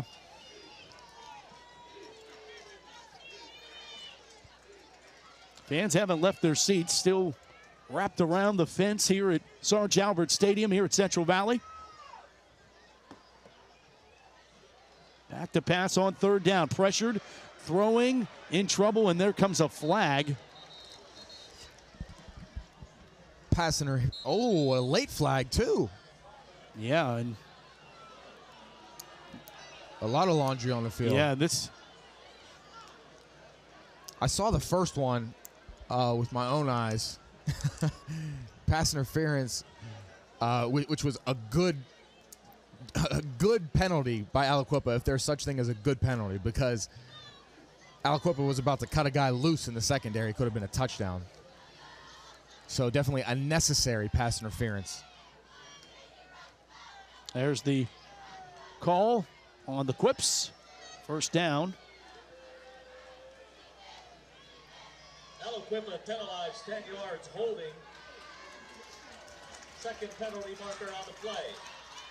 See if we see this 2nd penalty. It was one of the Central Valley coaches.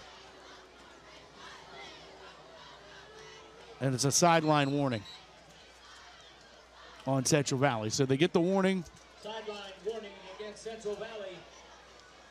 Warriors ball. You don't want to be a guy in street clothes costing your team yardage. That's the last thing you want to do. No, yes, you're right. Especially when you're not the head man in street clothes. Right. 1st down and 10. So Central Valley gets new life in this drive with that penalty. Picks up 2 yards on 1st down. Does Chance Henry. 2nd down and 8 upcoming.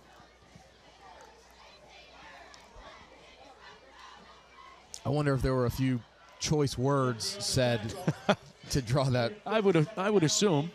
The ball on the 47. Certainly there wasn't anything physical. Right, but it doesn't make sense, though, because the first penalty was on Aliquippa. Right. So I don't know what he could have been mad about. Right. Just 15, come on. 2nd down and 8.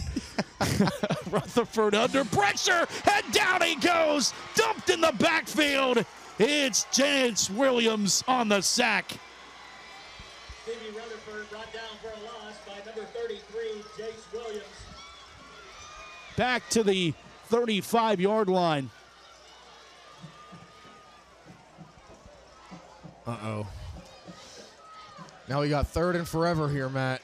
It's do or die for Central Valley. Try for another PI call. Sometimes that's the best way of attack. Don't ask Coach Franklin that question. 3rd down and 20. And they hand it off to Henry, and Henry picks it up across the 40 to the 41, but still is well shy of the sticks, and the punt unit is going to come out for Central Valley. They're going to hope that the defense can lock this down. Antonio Perry back to punt. Yeah, you can't go for this. The way that Central Valley's passing attack has been inconsistent tonight, in your own territory. You got to punt and trust your defense to get a stop. Going to have a trivia question for you, JP, and we're going to give you the commercial break to think about it, and the viewers. This punt headed for out of bounds, not a great punt. There's a flag down at the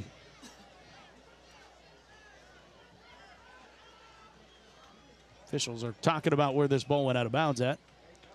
It's a holding call on Central Valley. It's going to be declined. Now Aliquippa is going to take the football over at the 40.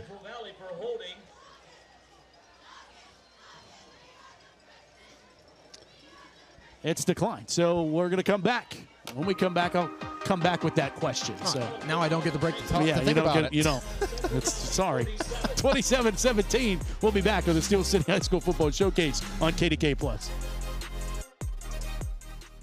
Fall is in the air at Pittsburgh's premier outdoor shopping, dining, and play destination, the Waterfront. Find fall weather gear at retailers like Old Navy, DSW, and Rally House. Dine at family-friendly restaurants like Primanti Brothers, Shorty's Tap and Taco, and more. Experience indoor playtime at Dave & Buster's, Urban Air, and more. Speaking of play, the Waterfront is a proud sponsor of this Steel City High School football broadcast and happy to support WPIAL football across our region. Visit us at waterfrontpgh.com for more information. Around here in the fall, harvest moons, cool, crisp evenings, and on Friday nights, legends come alive in Pittsburgh. WPIAL High School Football. Allegiant Community Federal Credit Union is a proud sponsor of the Steel City Game of the Week.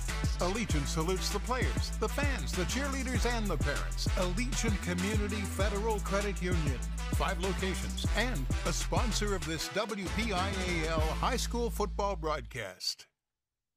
At 2 Men and a Truck, we'll treat you and your belongings like we'd treat our own grandmas. Here we go! Welcome. Whether we're moving you across town or even across the country.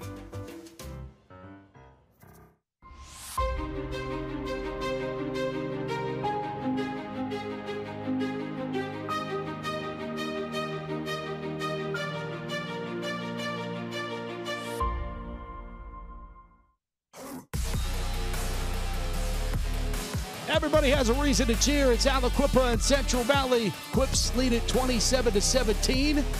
And shout out to the Central Valley Warrior cheerleaders, defending WPIAL champs. Getting ready for competition season here shortly. Best of luck to the Warriors. 9:35 to go here in the fourth quarter. Well, best of luck to Aliquippa cheerleaders too, right?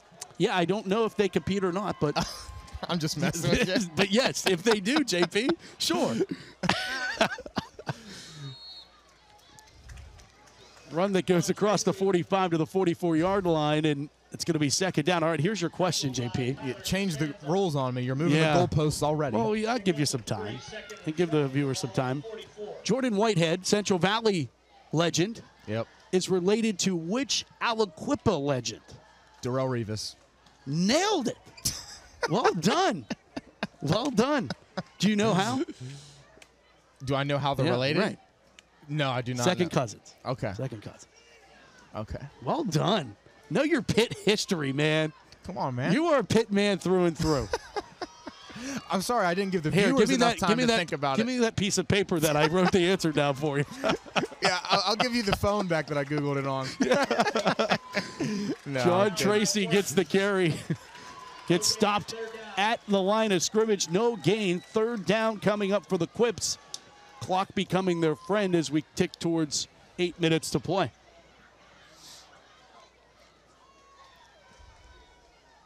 You know, speaking about the Pitt relationship, MJ Devonshire of Aliquippa, now at Pitt, said that Sean Fitzsimmons, who graduated from Central Valley, has Aliquippa certified. He is Aliquippa certified. And Fitzsimmons said that he was honored that he was Aliquippa certified. That is a big honor. I know what MJ means by that. Pass is completed, but just shy of the sticks. It's going to be fourth down as Good hooks up with Walker. You know, Matt, back to the game. So this is the biggest drive of the game for the Central Valley defense. You know, if you don't get a stop here, essentially the game's over because then it would be a 3-score game. And Aliquippa, this is their statement drive. You know, they're trying to close this thing out and, you know, finish the regular season undefeated. This is a big one. 4th down and 1. Good from under center. And Central Valley is going to give them a fresh 5. And Mike Warfield applauds in approval. First down, Aliquippa. The drive continues. You know, we've talked about Coach Warfield a few times, talking about how Aliquippa doesn't get many penalties, but I bet he would trade the 2 penalties that were favored in their direction. He would trade those for all the ones they gave up tonight. Yeah, no doubt. They got 2 big ones, you know, the false start that wasn't called, right, and then that one right there on 4th and 1 to get a first down. You know, those were more pivotal than any of the ones called against them. Makes it a first down at 10 from the 33-yard line. Good into the belly of Tracy. Tracy back to the right side and inside the 30 to the 29-yard line. Tackled by Mason Dixon. Dixon comes up to make the stop. Pick up a 4, 2nd and 6 from the 29.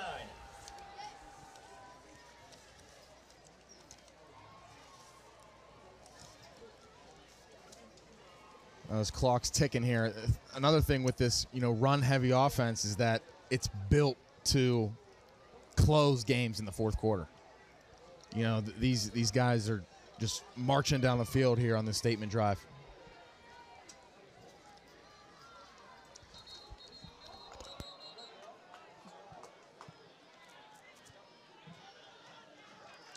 Another penalty. It's a false start penalty on Aliquippa. Aliquippa penalized 5 yards, illegal procedure.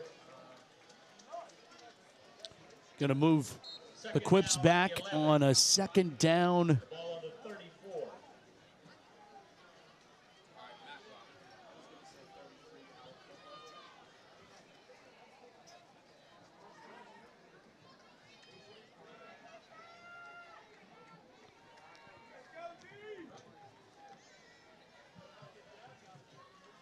Tracy gets the call, little stutter step.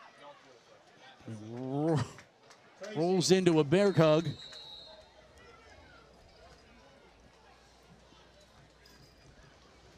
Ethan Shearer on the tackle. But to your point, Matt, you know, although it's not looking great for Central Valley right now, I mean, they can still turn things around. But they do have a talented team this year with a lot of talent coming back for next year. You know, we mentioned Shear's a sophomore. Henry's a freshman. A lot of these guys are young, and they're getting this experience in big games right now. Yeah, and you're punching your ticket to the playoffs, and you know that you could play with them. If you shear up some things, and Aliquippa still needs to do the same as they have another snap go over the head of Good, and Good traces that down. It's another play that maybe goes unappreciated because Good figured it out, but that snap that went almost 20 yards behind him, he was able to jump on it and not allow Central Valley a chance to scoop it up and run it in for a score. Yeah, you're right. I mean, every football game has the what-if plays, right? But I feel this game had tons of them. Yeah, that totally could have changed the course of the rest of the game. Yeah. You know? 4 minutes to go here with the 4th. Punt unit is on. Central Valley still alive. 3 timeouts in their pocket. Tracy trying to pin him deep, and he's going to at the 10-yard line. So the Warriors need a big play. When we come back, the offense of Central Valley takes the field again, trailing by 10 with under 4 minutes to play in our Steel City Showcase here on KDKA+. This awesome gift is from my grandma. I use free pay policy from GBU Life. What does it do? It accumulates cash value, helps protect my future insurability, and it may even earn dividends. What's so great about that? My policy will grow with me. Plus, I get access to the GBU Life Youth Leaders Program, scholarships, and more. Oh. You might be interested in a GBU Life annuity. You're probably thinking about retiring soon, right, Mrs. Jones? Are you an aspiring entrepreneur, a dreamer with a passion for success? With Koza Law Group, your journey starts now. Whether you're dreaming of a small startup or envisioning a global empire, we're here to guide you every step of the way. Starting a business shouldn't be scary. It's about embracing the spirit of innovation, taking calculated risks, and believing in your potential to make a difference. We are more than just legal advisors. We are redefining legal services. Contact us today to experience the KOZA Law difference. This Saturday, tune into KDKA Plus for D3 college football as the Case Western Reserve Spartans face the Washington and Jefferson Presidents. This Saturday at 6 p.m. only on KDKA Plus. You can now get more local news on KDKA Plus. More breaking news. Residents are being asked to stay outside of their house.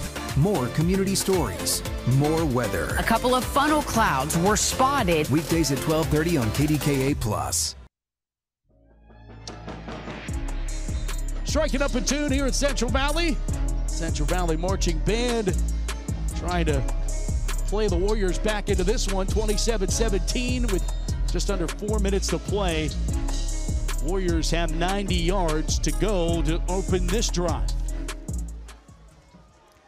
And they got to do it. They got to do it quick, Matt. Yeah. 2-score game. Need to score fast and get it back.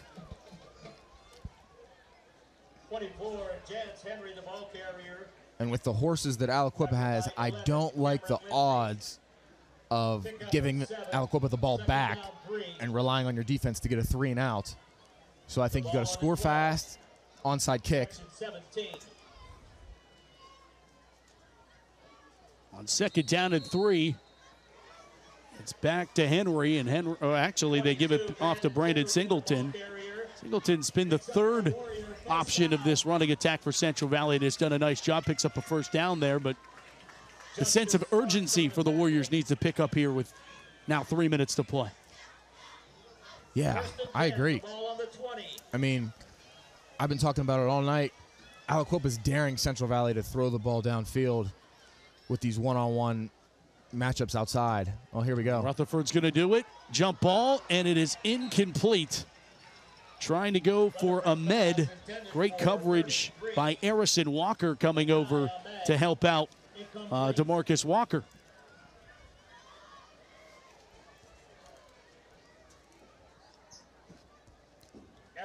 Yeah, that was typical cover 2 to the field there. Walker with the over-top help is what you want to see from your safety. But to my point, you know, this is the time to take some shots if you're Central Valley. 2nd down and 10 from the 20. Play action to Henry and a keeper by Rutherford, and he picks up a 1st down and more. How about the junior getting all the way up to the 40-yard line? Nice run there. It looked like he was slowing down almost, not to slide, but it looked like he was getting prepared to be tackled and then, you know, kept going. Mark him out, or mark him down at the 38-yard line. 1st down and 10 for the Warriors. Clock winds to 2:30. Rutherford back into the belly of Henry, who only picks up 3 to the 41-yard line. Knocked down by Takoa Gilbert. And Cameron Lindsay. Pick up of 3, 2nd down and 7 from the 41-yard line. I agree, Matt. We got to see some sense of urgency here, you know. Yeah, they're kind of acting like there's 8 minutes left. Right. Unless they got something up their sleeve here. Is Rutherford going to throw on the money? 1st down and more at the 35-yard line. And it is Marcus Lawson on the reception and out of bounds. Stops the clock with 1:58. Penalty marker on the play. And it's a penalty against Central Valley. An eligible receiver downfield. Going to negate the big play there for the Warriors. Probably their biggest pass play of the night. Was a great hole shot by Rutherford there. We call that against cover 2 when you put the ball on a rope in between the corner and the safety in that soft spot right there.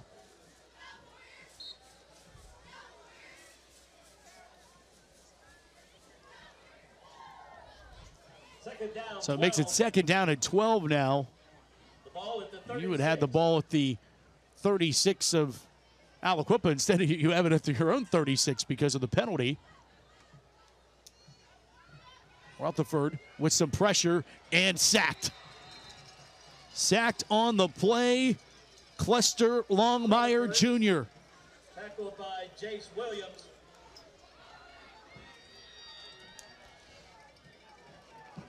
Agent Zero on the play here. Love that. JP? Love that. Any guy that wears number 0 is a player. What do you say to the people that say that 0 isn't a number? You know, actually, when I changed the number 0, they flip it to Shearer, and Shearer actually, nice job on third down, picking up some of the yardage needed to the 44-yard line, knowing that this is 4-down territory and essentially the ball game coming down to this play. Yeah, they've had a lot of success tonight with that shovel pass. The ball of the 43. Scored a touchdown on it. That's Shearer's play. Mark Lyon's going to call his first time out here on 4th down and 6. Central Valley, timeout.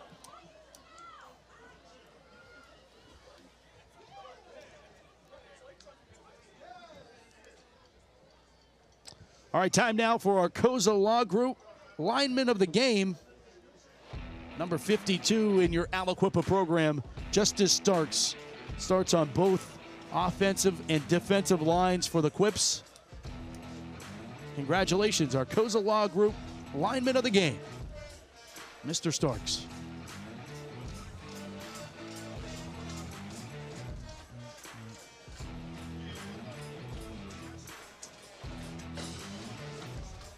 Minute to go, fourth quarter. 4th down here for Central Valley. They need at least 6 to pick up the first down and keep this game alive. Are you going for a big play here, JP, or are you just trying to get the first down? You're just trying to get the first down. I mean, it's 4th and manageable, 4th and 6. But you got to go to your bread and butter plays. The game is on the line. This is by far the most important play of the game so far for Central Valley.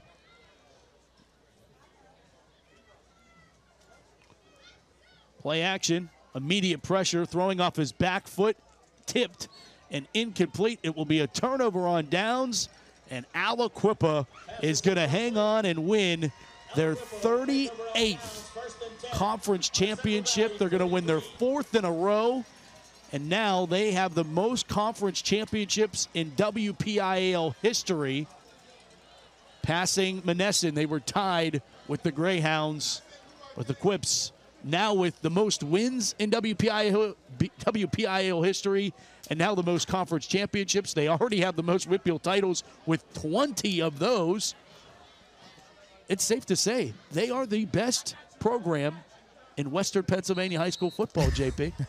Yeah, they are. Well, you know, I like to say sometimes it's not about the X's and O's, it's all about the Jimmies and Joes. And tonight, Tyke Hayes was just better than everybody else. You know, especially in the second half here. But his name's not Jimmy or Joe. It's not. It's Tyke. So what if you have out the Tykes and the Johns? I can't rhyme that. But you get the point. It's about the players, not the plays. All right. I get it. You know, sometimes the coaches can draw something up, but it's only as good as the players that do it. When Central Valley, the last time Aliquippa didn't win the conference, it was because Central Valley did back in 2019. And the Quipps haven't lost a conference game since that game back in 2019. And that winning streak is now at 24 conference wins in a row for the Quipps. Well, they're used to the best formation in football right here, the victory formation.